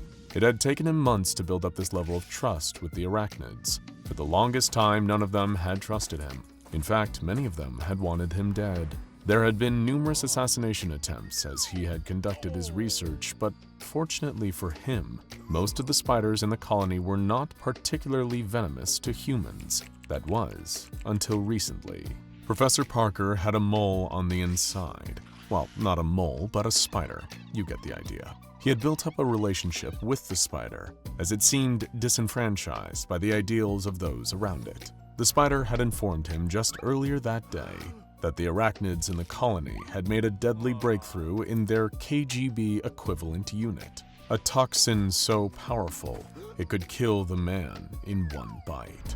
This was all very fascinating for Professor Parker, who watched as his informant was tortured and eaten right in front of him. It was only once he wrote the closing line in his notepad that he stopped and wondered, exactly where was this hyper-venomous spider? He looked up just in time.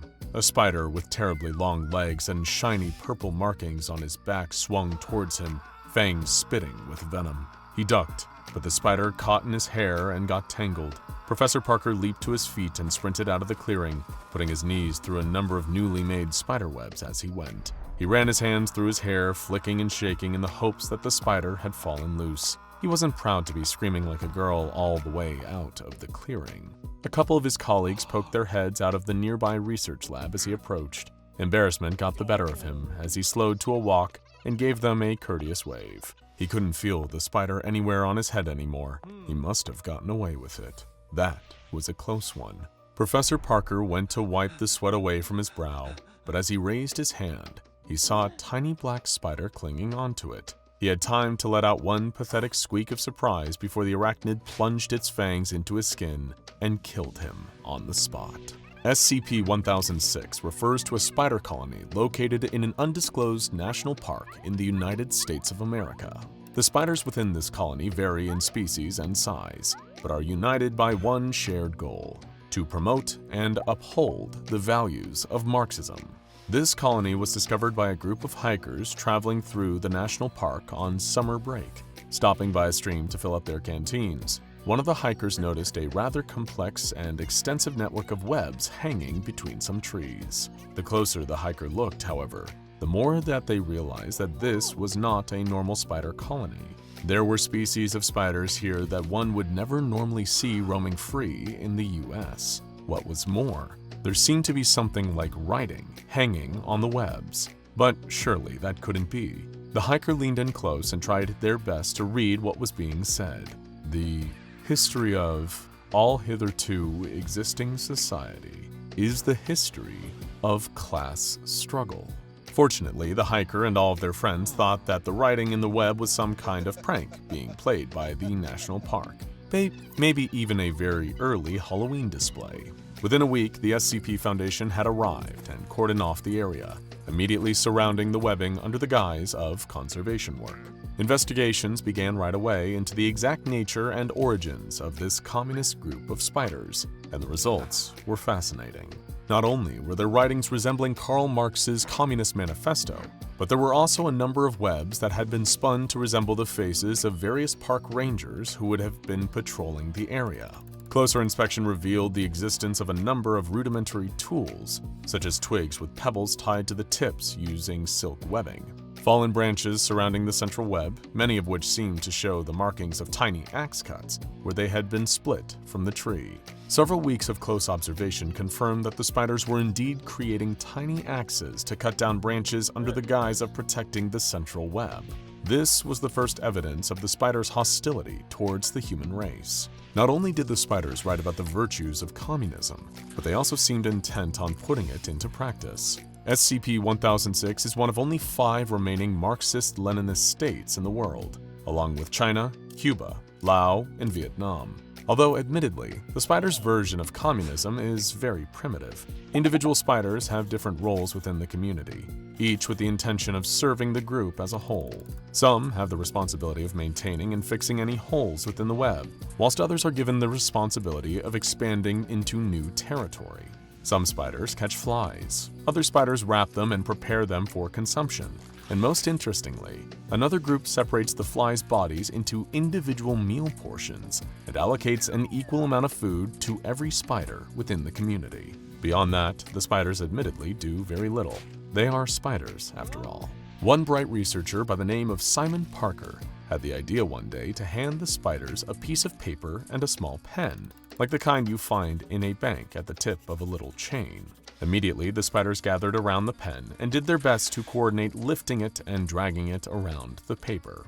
Simon Parker leaned in, excited to have his first communication with another species, but it quickly became apparent that the spiders were less than excited to talk to him.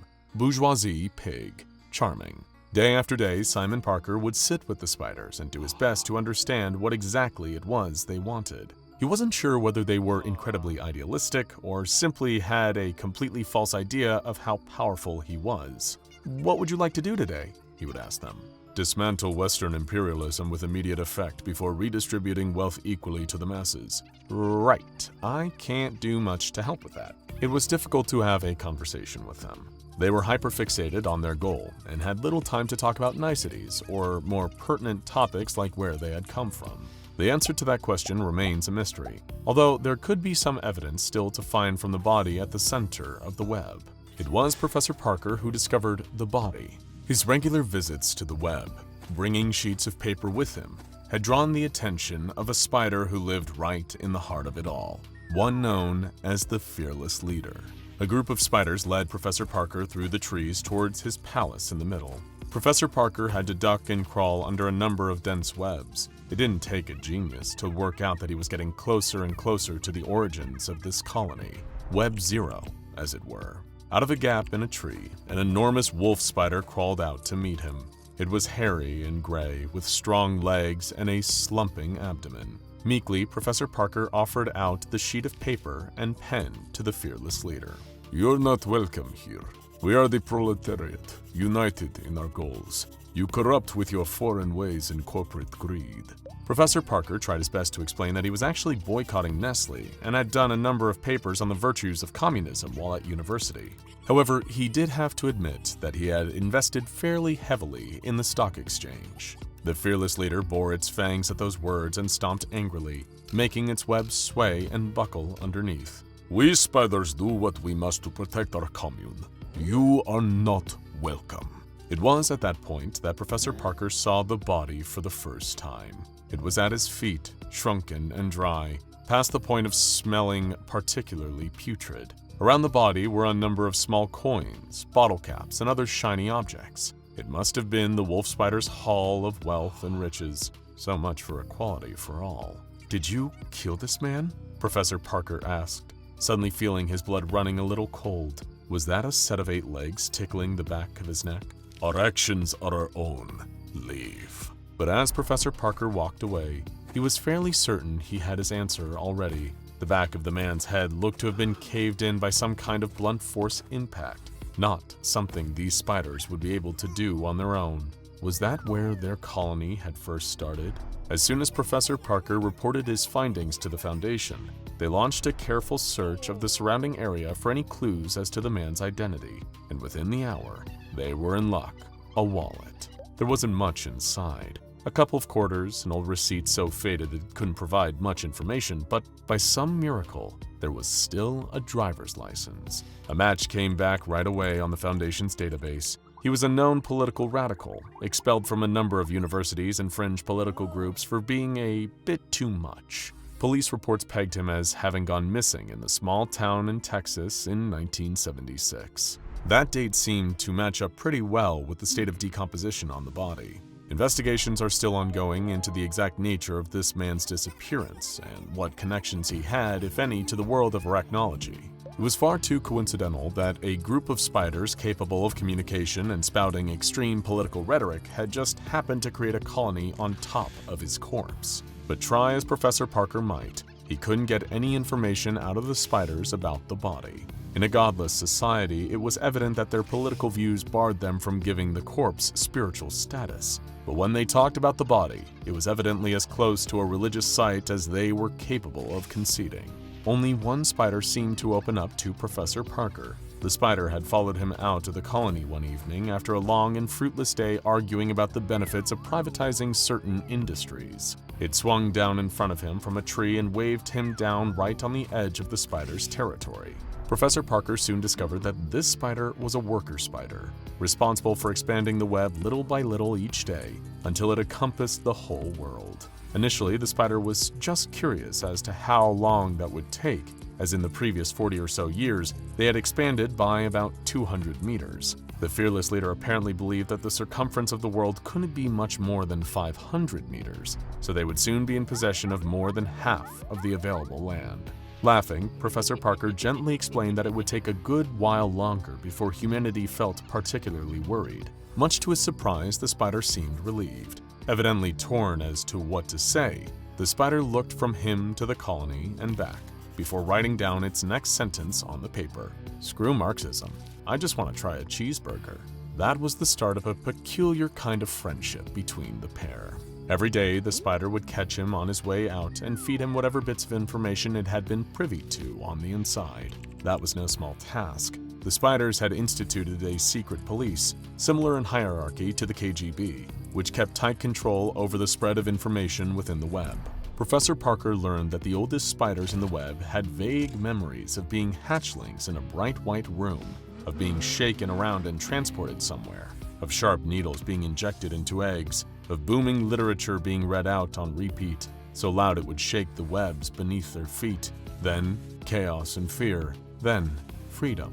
Professor Parker got a number of small welts on his body over the next few weeks, little tiny bite marks from various harmless spiders. The worst that ever happened was he felt a slight itch for an hour or two before it would go down, and his skin would patch up the tiny bite marks. He would laugh about these bites with his spider friend as he brought him little scraps of McDonald's burgers to sample. But the spider was gravely serious as he chowed down on his minuscule mouthfuls of beef. Those bites are getting stronger. Rumor is that they're developing an ultravenom, something that could take down a human. Fearless Leader is being humiliated by a human walking into his territory every day and knowing that he is powerless to stop it. One day, that will change. And one day, it did. Professor Parker lay on the grass with foam dribbling out of his mouth, knowing that he was about to die. His small spider companion, the friend that he had spent weeks getting to know, had been tortured and killed because of him. And now, it was his turn. All he could do was raise his arm limply and stare at the tiny arachnid clinging to it, the one whose teeth had plunged into his skin and killed him, the one who had been laid out on the web and tortured, the one whom he thought had been his friend.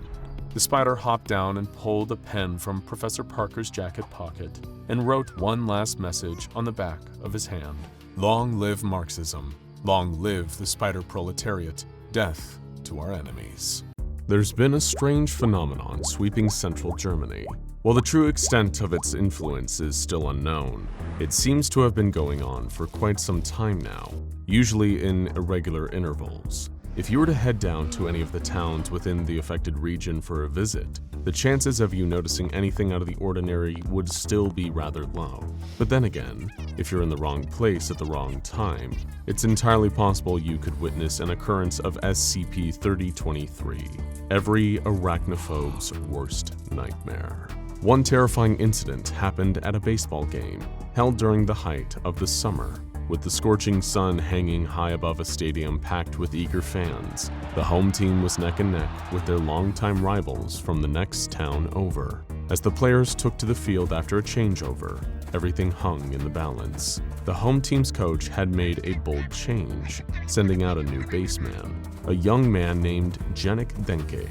He was a rookie, untested, but the team's strongest veterans had been doing their best through the whole first half of the game, and still, the scores were almost tied. And so Janek stepped up to the base, unaware that making the next catch would change his life forever. The crowd was silent, the tensions flattening their cheers and chants to a low murmur as the rival's heaviest hitter stepped up to the bat.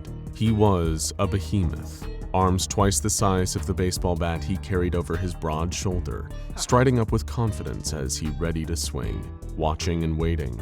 A bead of sweat rolled down Janek's forehead, dropping down the bridge of his nose. He couldn't tell which was making him sweat more, the heat of the sun or his own nerves. His teammate at the pitcher's mound lifted a leg, the baseball in hand. If he gripped the ball any tighter, his fingernails might have splintered and got lodged in the white synthetic leather wrapped around it. Janek stared, not even bothering to wipe away the drops of sweat in his eyes. As his teammate's throwing arm reeled back and hurled the ball forward, it felt like time itself had slowed down. The rival team's batter swatted the baseball out of the air with an earth-shattering crack that sent the ball speeding through the air. Janek dashed to catch it, his mitt outstretched. The ball was careening back down to earth like a white and red meteorite, almost moving fast enough to burn up on re-entry as it hurled through the atmosphere. Janek could feel his heart rattling against his ribcage as every instinct told him he'd never make that fateful catch. In a final act of desperation, he leaped off the ground with every ounce of strength, and all around him the crowd exploded with the thunderous sounds of overjoyed applause. The mighty force of the weighty cork ball was like catching a punch in midair, the tremors of the impact rippling down Janek's arm. He felt that first, before realizing that the ball was now lodged securely in his hand. He'd done it. He'd made the catch. The batter was out. But before he could even react in celebration, it happened. His arm recovered from the initial shock of the catch just in time to feel the lightning-fast flurry of small legs scuttling over his skin. Barely able to catch his breath, the last thing Janek saw was something that used to be the baseball, hurriedly crawling up his chest towards his neck. From a distance, his teammates, the fans in the audience, only saw him drop to the turf, flailing his arms trying to brush off something crawling over him as it attacked and killed the young baseman in what otherwise would have been the proudest moment of his life. While that might have been the first time anything like that had ever happened, it certainly wouldn't be the last. Now, have you ever passed by an abandoned building and felt an urge to look around inside? Of course, a lot of us have. but most of us are smart enough to resist the urge. But on the very rare times you and your friends have worked up the courage to explore somewhere like this, you've probably never found anything all that interesting. Then again, you might want to think twice before sneaking past those keep out and condemned signs. Maxie and Iva learned that lesson the hard way when they gained access to an abandoned office block. Maybe they were trying their hand at making a Blair Witch Project-style amateur found footage movie, or they could have been dabbling in some urban exploration. Best case, there might have been a few places of office furniture left behind by the building's previous occupants, something that the removal company forgot to take when the place was cleared out. The pair of them could have just helped themselves. After all, they needed a new folding chair for their apartment, and there was one just sitting there.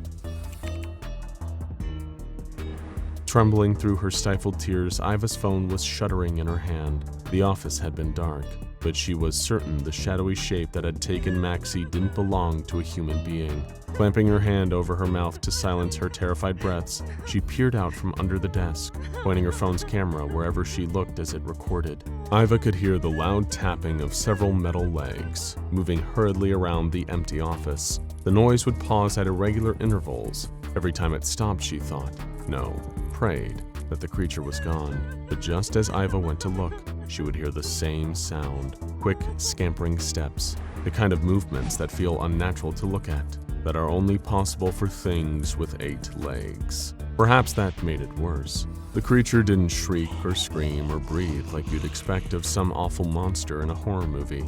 But then again, how could it? It had been a chair when Maxie had walked up to it, nothing more than an ordinary folding chair. The patter of metal footsteps stopped again, this time for longer. It had to be gone now, she thought. She gave it another few seconds just to make sure the silence wasn't broken again. Crawling out from under the desk, her phone still in her hand, Iva allowed herself to breathe a tentative sigh, only for that sigh to become a scream as it lunged at her. The chair's seat and back, now the body and maw of an angry arachnid monster. As Iva screamed, her phone caught the whole gruesome sight on camera. You might be starting to see a pattern emerging here. But there's yet another twist in this multi-legged tale. What if these occurrences weren't just random incidents? Sure, they might fall into the freak of nature category like so many other anomalous incidents, but while it's unclear exactly how these particular anomalies come about, could it be possible that something, or someone, is creating them on purpose? Mobile Task Force Alpha 21 were already on the scene in the aftermath of the latest incursion. The elite Foundation strike team had eliminated the threat. Luckily, it had started life as a phone, meaning they were able to remotely destroy it, causing its electronic components to detonate. Not before it had killed 2 Foundation personnel, though.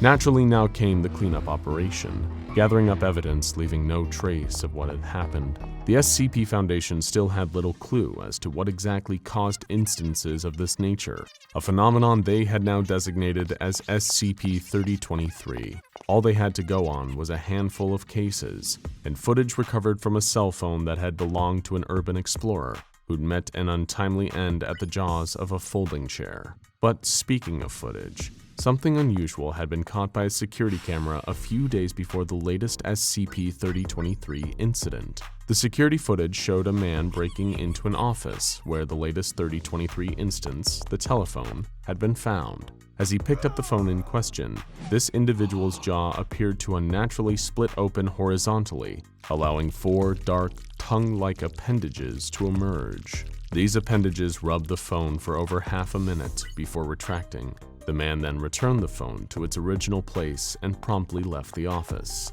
Thanks to further investigations conducted by the Foundation's forensic experts, this unknown individual was identified as Mr. Sar, the owner of a local restaurant. Naturally, MTF Alpha 21 moved in to apprehend this suspect, the only real lead as to what has been causing the multiple instances of SCP-3023 to begin occurring in Germany. However, when Sar was eventually detained, he showed next to no sign of any anomalies in his body. He claimed to have no memory of the events depicted in the security footage, had never encountered any previous SCP-3023 instance, and seemed to possess no knowledge of the strange properties he exhibited on camera.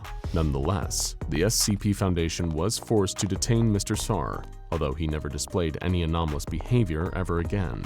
Now, you might be forgiven for thinking that, with Sawyer held in Foundation custody, everyone could breathe a sigh of relief. But sadly, for any arachnophobes watching at home, new instances of SCP-3023 kept cropping up, in even stranger and more horrific fashion than ever before. Imagine you had a headache, and we're talking about a real killer here. One of those power drill to the frontal lobe migraines. Maybe you'd spend too much time glued to a computer screen at work, and all that blue light from your monitor scrambled your gray matter. Or perhaps last night was a pretty wild one, and after a few too many drinks, you were left feeling hungover the next morning. What's your go-to response in that situation? Obviously, you can call in sick to work, then go to your medicine cabinet or an over-the-counter pharmacy and grab some basic painkillers, paracetamol, aspirin, ibuprofen, all the things that we trust to make us feel better, not to make things even worse. To Patrick, this started as one of the most normal things in the world. Like you or I, his immediate response to finding himself suffering from a raging headache was to grab a gelatin capsule of ibuprofen. As casually and unsuspectingly as anyone would, he took the pill in hopes of quickly relieving his pain and carrying on with his day, probably even chasing it down with a quick glass of water. Only unbeknownst and unseen to Patrick, something happened the moment that ibuprofen capsule passed through his lips and went towards his throat. Something that stopped it from fully going down his throat, in fact. Much like the baseball, the folding chair, the phone, and who knows how many other unrecorded incidents, the pill had sprouted 8 spider-like legs. At first, it started as a gentle cough, like you'd expect when a capsule gets lodged in your throat. Grabbing a tissue, Patrick gave a few grunting attempts at clearing his airway. There was definitely something in there that almost felt like it was scratching. Not the kind of scratch at the back of the throat brought on by some allergies, the kind of scratching that caused Patrick to cough up blood when he put a tissue to his mouth, the kind of scratching that he could feel moving, crawling around his windpipe. Perhaps if he had more time, Patrick could have raced to the hospital and had whatever was clawing its way around his throat removed safely with that free European healthcare. Unfortunately, the thing that the capsule had turned into just as he swallowed it wasn't that kind. Racked with unimaginable pain, Patrick was writhing and spluttering uncontrollably, his mouth filled with more bile and blood than saliva at that point. The scratching was moving, and not down towards his esophagus towards his stomach. It was going outwards, burrowing through the insides of his neck until it reached his spinal cord. By that time, the little ibuprofen capsule-sized instance of SCP-3023 came crawling out from the back of his neck. Patrick was already dead. Let's say you were aware of this, of all these strange happenings, seemingly ordinary everyday objects turning into angry, aggressive spiders. Obviously, the Foundation might want to have a little chat with you about how you came across such information, but for the sake of argument, imagine you did know. You might think the smart idea would be to leave. After all, SCP-3023 instances are only known to occur in a specific region of central Germany, neatly situated in the middle of Leipzig and Dusseldorf. So you might think that it's time to up sticks and leave that area. Maybe even leave Germany altogether. Just hop in your car and drive to safety. If only it were that easy. A family of 4 was cruising down the Autobahn in an SUV. Just another car on the packed highway. Exhausted after hours on the road, Matteo and Nina sat quietly up front, making sure they didn't wake their son and daughter, both asleep in the rear passenger seats. The car was picking up speed, about to pass 70 miles per hour as it gradually carried them home, although it wasn't going to get them all the way back.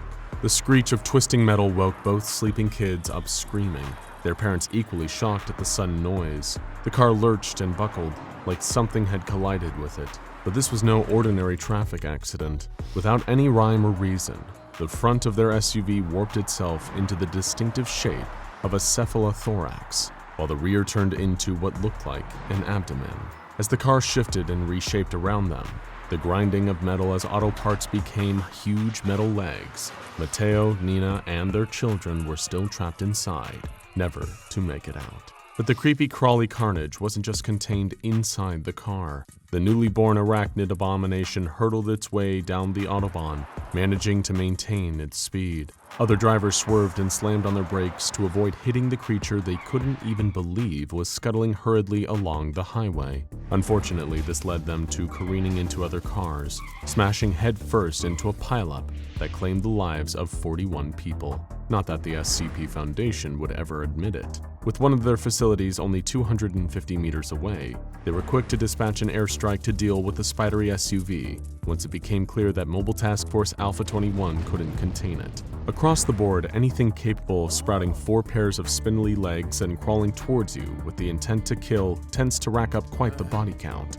But dealing with bodies are some people's business. That was the case for Lucas, a newly qualified coroner. After passing years of training, he was working with the local police department, performing autopsies and examining bodies to help them with their investigations. Sure, it may not have been the most glamorous profession, but Lucas could sleep soundly, knowing that he'd never get hurt by a dead body.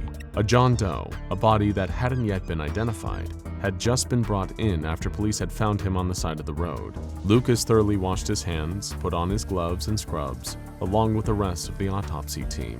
He'd sat in on at least a dozen of these procedures, studied the relevant process and techniques. Everything had prepared him for the job of figuring out how someone had died. But not even the most experienced medical examiner could be prepared for what happened next. Taking the lead, Lucas began by making the primary incision into the cadaver's chest. It always reminded him of a particular scene in The Thing, where a character's stomach opened up and became a maw of frightening teeth, revealing them to be the titular shape-shifting alien. That thought was quickly shaken away when suddenly, to Lucas's surprise, the body lurched violently on the examining table.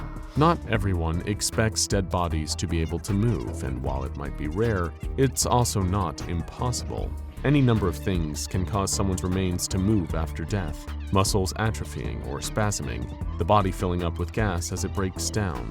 Of course, any coroner would expect these movements to have subsided by the time someone reaches the autopsy room. Caught off guard by the sudden violent movement, Lucas stepped away, dropping his scalpel. His panting breath warmed his face beneath his surgical mask as he stared for a moment, waiting to see if the body moved again.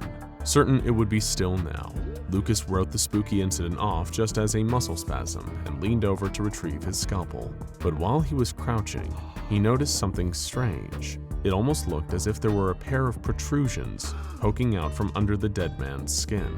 Walking around the other side of the table, Lucas found 2 more similar lumps at the body's abdomen, almost as if something was inside, ready to force its way out. Without warning, the John Doe suddenly moved again on the examining table, only this time, it didn't stop. Lucas couldn't believe his eyes. The man's face was still, frozen in the same dead expression, but his arms and legs were thrashing and writhing around as if he was somehow still alive. 4 extra limbs suddenly burst from the sides of the cadaver, and the now 8-legged creature reared itself up, leaping towards a member of the autopsy team. It scuttled and skittered around on its new appendages while Lucas watched in horror. Blood-curdling screams filled the autopsy room as he bolted for the door. Lucas raced down the corridor. The coroner dared not looking behind him while sprinting through the city mortuary. Behind him, he could hear the thudding of the spider's multiple limbs right at his heels. Out of the corner of his eyes, right on the edge of his peripheral vision, he could see the massive legs scuttling towards him. Maybe he would get out, run all the way to safety before the spider was upon him. But how can you hope to outrun something with 8 legs when you only have 2? The most important thing to remember is that while any unsuspecting inanimate object near you might suddenly decide to become an angry spider, the chances of it happening are very, very low. But especially if you happen to be in central Germany, those chances are never 0. There's a quote that says, "The beautiful thing about learning is nobody can take it away from you. But what good is learning if the knowledge might hurt you, drive you mad, or even kill you? It just sits there in your mind, like a stick of dynamite with an invisible fuse. It could blow at any moment. All it takes is a careless slip of the tongue, and you might turn into a talking home appliance." This is a conundrum faced by anyone dealing with an Infohazard, a certain kind of anomaly often dealt with by the SCP Foundation. Before we get into some of the craziest examples of Infohazards and what they've done to people, because let's face it, that's what you're really here for. First, we have to answer that big question everyone's a little afraid to ask. Just what is an Infohazard? And how does it differ from a far more common type of SCP, the dreaded cognitohazard? Well, we're glad you're finally brave enough to ask. First, cognitohazards are anomalies that are dangerous to perceive through one of the senses. A well-known example is SCP-096, which is actually a visual cognitohazard. You see its face and you're toast. It's as simple as that. And cognitohazards exist for all of the other senses too: hearing, taste, touch, even smell. Infohazards, on the other hand, are different. These anomalous effects are triggered when you start trying to express or describe something about what you've perceived. And when you do, things start to get really weird, really fast. Maybe you're trying to explain what you just saw to family members, friends, or the police. Maybe you're a member of SCP Foundation staff trying to write up a report or a new experiment log. Or maybe you're a YouTube channel trying to create entertaining yet informative breakdowns and explanations of anomalies from the SCP Foundation. If any or all of these apply to you, then infohazards are going to be your worst enemy. But as we look at some of the strangest examples, we'll try our best to resist their effects. First, seeing as it's so hot out, how about we take a relaxing dip in the pool while we tell you all about SCP-1128. What is SCP-1128? Well, that's a loaded question. Technically speaking, it's a massive predatory aquatic creature, but despite its huge size, the creature can hunt its prey in any body of water. Whether you're stepping in a puddle, relaxing in the bath, or say chilling out in the pool, SCP-1128 can track you down and potentially eat you alive. In one particularly horrifying test, a D-Class was drinking from a simple glass of water when the aquatic predator emerged, yanked them inside, and ate them. Okay, so maybe you're feeling a little nervous now, but don't worry, you're still safe. Some people have even survived their attacks from SCP-1128. Well, their initial attacks anyway. The creature has a tendency to come back again and again, relentless in its ravenous hunger for human flesh. Whenever it attacks successfully, all that's left is some blood floating on the water. But again, please don't worry too much about this creature. We don't have another 682 on our hands. After all, it's an infohazard. It can only start hunting you if you receive a written or verbal description of the creature. Oh, or some kind of visual representation of the creature too. Actually, on second thought, you might want to get out of the pool now. And put down that drink too. Instead, let us tell you a nice little story. You step into a bar, smelling of fine liquor and rich mahogany. You even get a whiff of some fine leather-bound book. You see us sitting at the bar, motioning for you to come over, and you decide to approach. You're intrigued by our winning smile and our vast knowledge of anomalies and SCP Foundation lore. You take a seat next to us and order a drink. Get something fancy. It's on our tab after all. Our treat. What does this have to do with infohazards, you ask? That's the thing about SCP-1893, kid. We say, our dulcet tones smoother than scotch. You can never just talk about it. It's an infohazard that forces information about it to be delivered like a story. That's why we're in this bar right now. That's the setup. It expresses actual information about itself through the dialogue, see? You nod, beginning to grasp the concept as the bartender serves you your drink. It's been forever since you've been to a bar. Feels good to be out again, honestly. You drink deeply, savoring the flavor, but you almost choke when you see the man standing in the corner. He's so large and so distinctive. It surprises you that you hadn't noticed him before now. He stands in the corner, a freakishly tall and muscular guy, like a basketball player who decided to become a pro bodybuilder. His muscular arms are bulging out of his white vest, and a pair of bull's horns are tattooed across the top of his bald head, making him look like the devil made flesh. He stares at you with a subdued kind of annoyance, as if to say that you're not in real danger quite yet. But if he wanted, he could grab you and twist your head off like a bottle cap. What's with the huge guy, you ask us, more than a little concern in your voice? Oh, him? We reply with a smirk.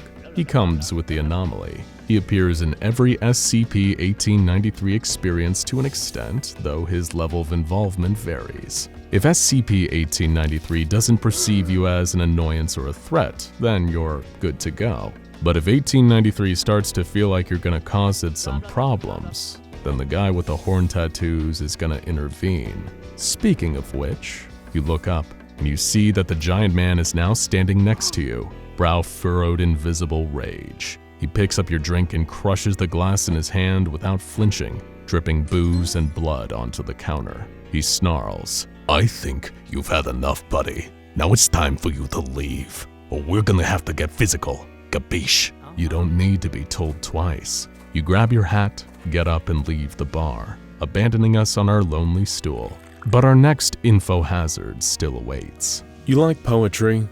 Japanese poetry, yes? The humble haiku. It's Dear 931, a unique Infohazard. It's so poetic. Though specifically it takes the form of haiku. So what does that mean? A rigid structure. The first line 5 syllables, then 7, then 5. We can't talk about this in ways other than haiku. It is challenging. Object class is safe. It is kept at Site 19. Need 3rd tier clearance. So what is this thing? SCP-931. It is a rice bowl, white with a blue band and a cracked blue pattern, all inside the bowl. And we must confess, we took that one from the file. Man, haikus are hard. 3 inches in height, 4.5 inches across. Metric doesn't fit. No maker's marks found. Suspected to have been made late 1900s. Really makes you think on the skill of these poets. Sans anomalies. Sure, it can't kill you, but writing these drives you mad. Curse 931.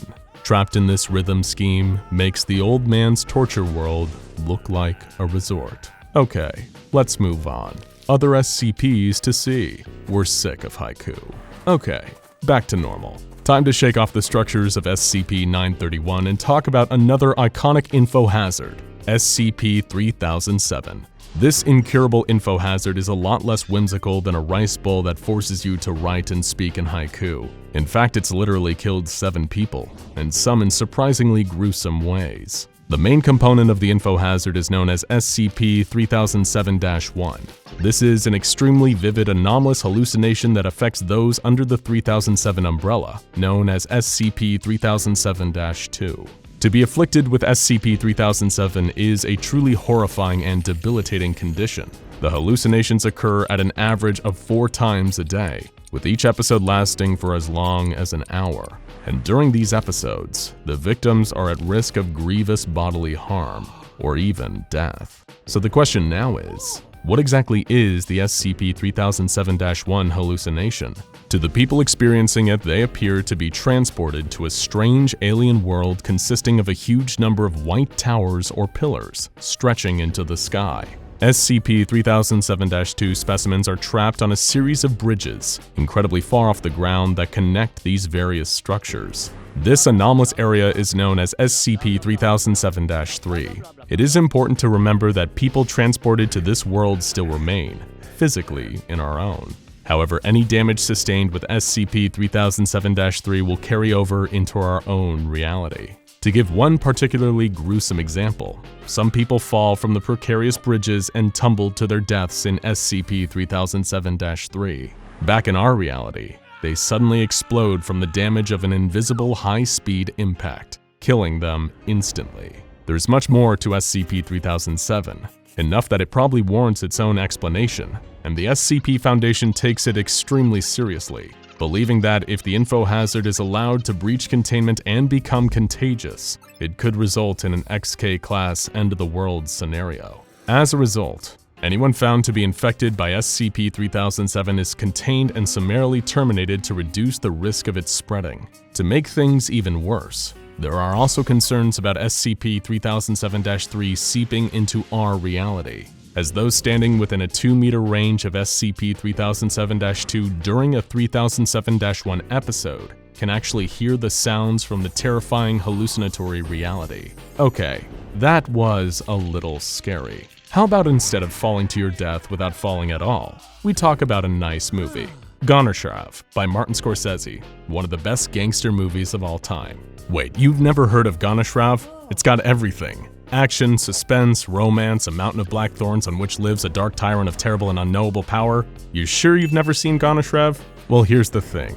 All signs point to movies like Ganeshev's and many others simply not existing. This comes as a result of SCP-2747, an infohazardous phenomenon that causes people to talk about works of fiction that don't exist. These works often feature commonalities, like an ethereal or disturbing tone, ambiguity, black thorns, and a sinister, mysterious antagonist. The Foundation is doing all they can to hunt down and suppress SCP-2747, but it's proving more difficult than they'd imagined. Currently, the leading hypothesis is that these tales may have actually existed once, but were erased from reality, leaving only the residue of memory and the odd scrap of evidence around. Many researchers speculate that the various pieces that form SCP-2747 are anafabula, pieces of fiction accidentally composed with the perfect elements to cause them to quite literally erase themselves over time. Now, the greatest concern that the Foundation has about these anafabulas is that they might actually be one, and their reality is on the precipice of collapse. But we really don't have time to unpack that right now. And like SCP-3007, a full explanation of this anomaly would take some time and is probably best tackled on its own. But there you have it, folks, Infohazards. They all say that knowing is half the battle, but in this case, it is the whole battle, and if you know, you lose. Not really a battle at all, come to think of it. More of a trap. But whether it's a vicious megafish, a strangely buff man with bull tattoos, a poetic rice bowl, or a nightmarish ordeal of daily hallucinations, there is no doubt that infohazards are some of the most strange and fascinating anomalies that the Foundation has to offer. Oh, and of course, how could we forget the most well-known infohazard of all, SCP-2521. This entity is so infohazardous that its Foundation file entry is written in pictograms. This is because whenever information is recorded about this entity, it manifests and steals it. If you write it down, it'll take the paper. If you make a note of it on a computer, it'll take the computer. And of course, if you talk about it, it'll... Oh no, no, not again, no, no, no, no, ah! Oh, that was a close one. But I'm okay. For now, at least. Spiders. Spiders everywhere. Covering every inch of the containment site. Entombing, screaming researchers in webs and crawling all over them.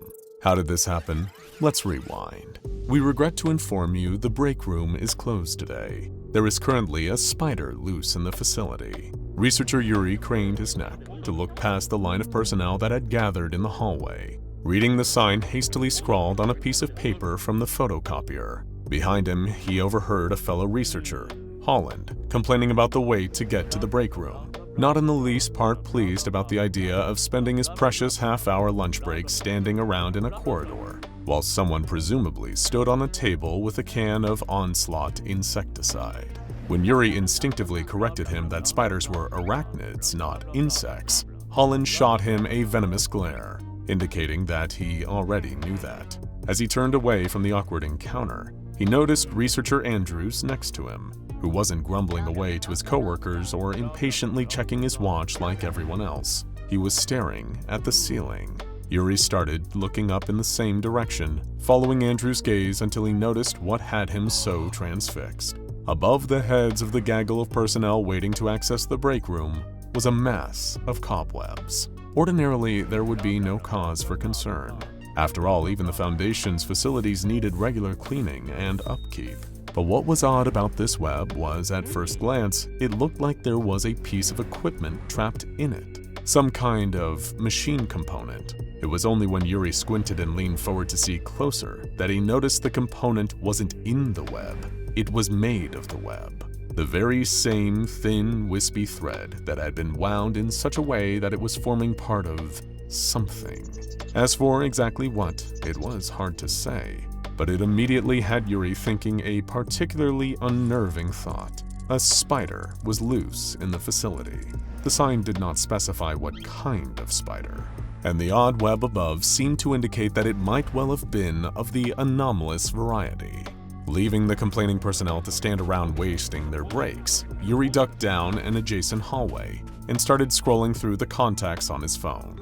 He read a file on an anomaly that caused ordinary everyday objects to suddenly transform into angry spiders, and a close respected colleague of his, Agent McGuire worked closely with the mobile task force responsible for containing these agitated arachnids. Hearing McGuire answer the phone, Yuri immediately asked him about the current state of SCP-3023. McGuire very passively told him that everything was normal, and that no new instances had been reported in the region. SCP-3023 seemed to only affect a very specific area of central Germany, right in the middle of Hanover, Leipzig, and Kassel. Then, Yuri asked if it was possible for an inanimate object to suddenly turn into an angry spider anywhere outside of that area. For example, in the break room. Immediately, his brain conjured up the image of the billiards table with 8 spindly spider legs erupting out from beneath its green surface, angrily crawling all around the room, waiting for the break room door to open and all the impatient personnel to come flooding in. McGuire told him what SCP-3023 instances did to any living thing they came into contact with, and it sure wasn't pretty. From the other side of the line, Agent McGuire reassured researcher Yuri that there had never been any reported instances involving SCP-3023 outside of Germany. When Yuri followed that up with the question of whether or not there were any currently in containment, the MTF Alpha 21 operative replied that all instances were normally destroyed on contact. The answers put the panicked researcher at ease, long enough for him to calmly apologize to his friend and thank him for his time before hanging up the phone. That was when the lights went out. An alarm started to sound, bellowing from deep in the heart of the facility and reaching outwards, like the strands of a web. The sound denoted one horrible thing. There had been a containment breach. As the blood-red emergency lighting blinked on, Yuri rushed back the way he'd come, expecting to see the same huddle of personnel near the break room, expecting one of them might know exactly which SCP had made it out of containment. The sight waiting for him was far worse. As he approached the hallway, he heard the overlapping screams of his colleagues. Researcher Andrew came dashing around the corner, his wiry frame sending him barreling past Yuri before he could even ask what was going on. Then, from around the corner, Researcher Holland could be seen clawing his way along the floor, yelling for someone to help him. There were spiders all over him. Thousands of them. The sheer number of them crawling over his body made them look almost like a formless mass that was slowly pulling him back down the corridor towards the break room. Yuri dashed forwards, intending to grab Holland's hand and pull him to safety. But before he could get close enough, the other researcher had been taken by the spiders. That was when Yuri turned the corner and saw the full extent of the containment breach. Spiders everywhere. Crawling all over the floor, spiders. Climbing up the walls, spiders. Dangling from the ceiling by threads, spiders. A number of lumps on the ground were writhing and thrashing, but so covered in spiders that it took Yuri a second to realize who was underneath. The other personnel, each of them trying to brush away the spiders that were coating their bodies and dragging them off to who knows where. Under the blinking red of the emergency light, the spiders made the hallway look like it was alive, and illuminated what was crawling at the far side, directly opposite Yuri. The giant spider was looking right at him, each one of its numerous dark eyes looking practically demonic under the red light. It was enormous, easily at least 9 feet tall, big enough to almost fill the corridor. Keeping his eyes fixed on it out of fear, Yuri felt a slow, shaking step backwards, trying to move his legs behind him as gently as possible. If he turned to run, he'd startle the horrifying creature and probably bring it racing after him on its multiple legs. Before he could get away, he would be dragged away with the others, or worse. From the other side of the corridor, the spider's front pinchers bristled as Yuri shifted his weight onto his back foot. He hated looking at the monstrous arachnid, but forced himself to keep his eyes front, looking right at it as it looked back at him. Rear foot planted, he began to lift his other one, only to see the spider's front 2 legs extend outwards. It was reaching towards him, through the writhing mass of smaller spiders that coated the walls and floor between them. Yuri's single ice-cold bead of sweat ran down the back of his neck, under the collar of his shirt, and crawled down his back.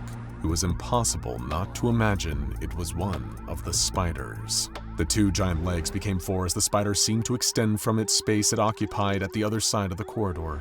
Was it just stretching, repositioning, or getting ready to dash forward? Every second of uncertainty made researcher Yuri all the more terrified, noticing out of the corner of his eyes the mass of smaller spiders inching closer to him. It was like the giant was the general of an entire 8-legged horde that was making a skittering advance towards their target. The side of the hallway Yuri found himself frozen in was a corner, turning down in only one direction, only one way he could run, and one path that the spiders could follow him down.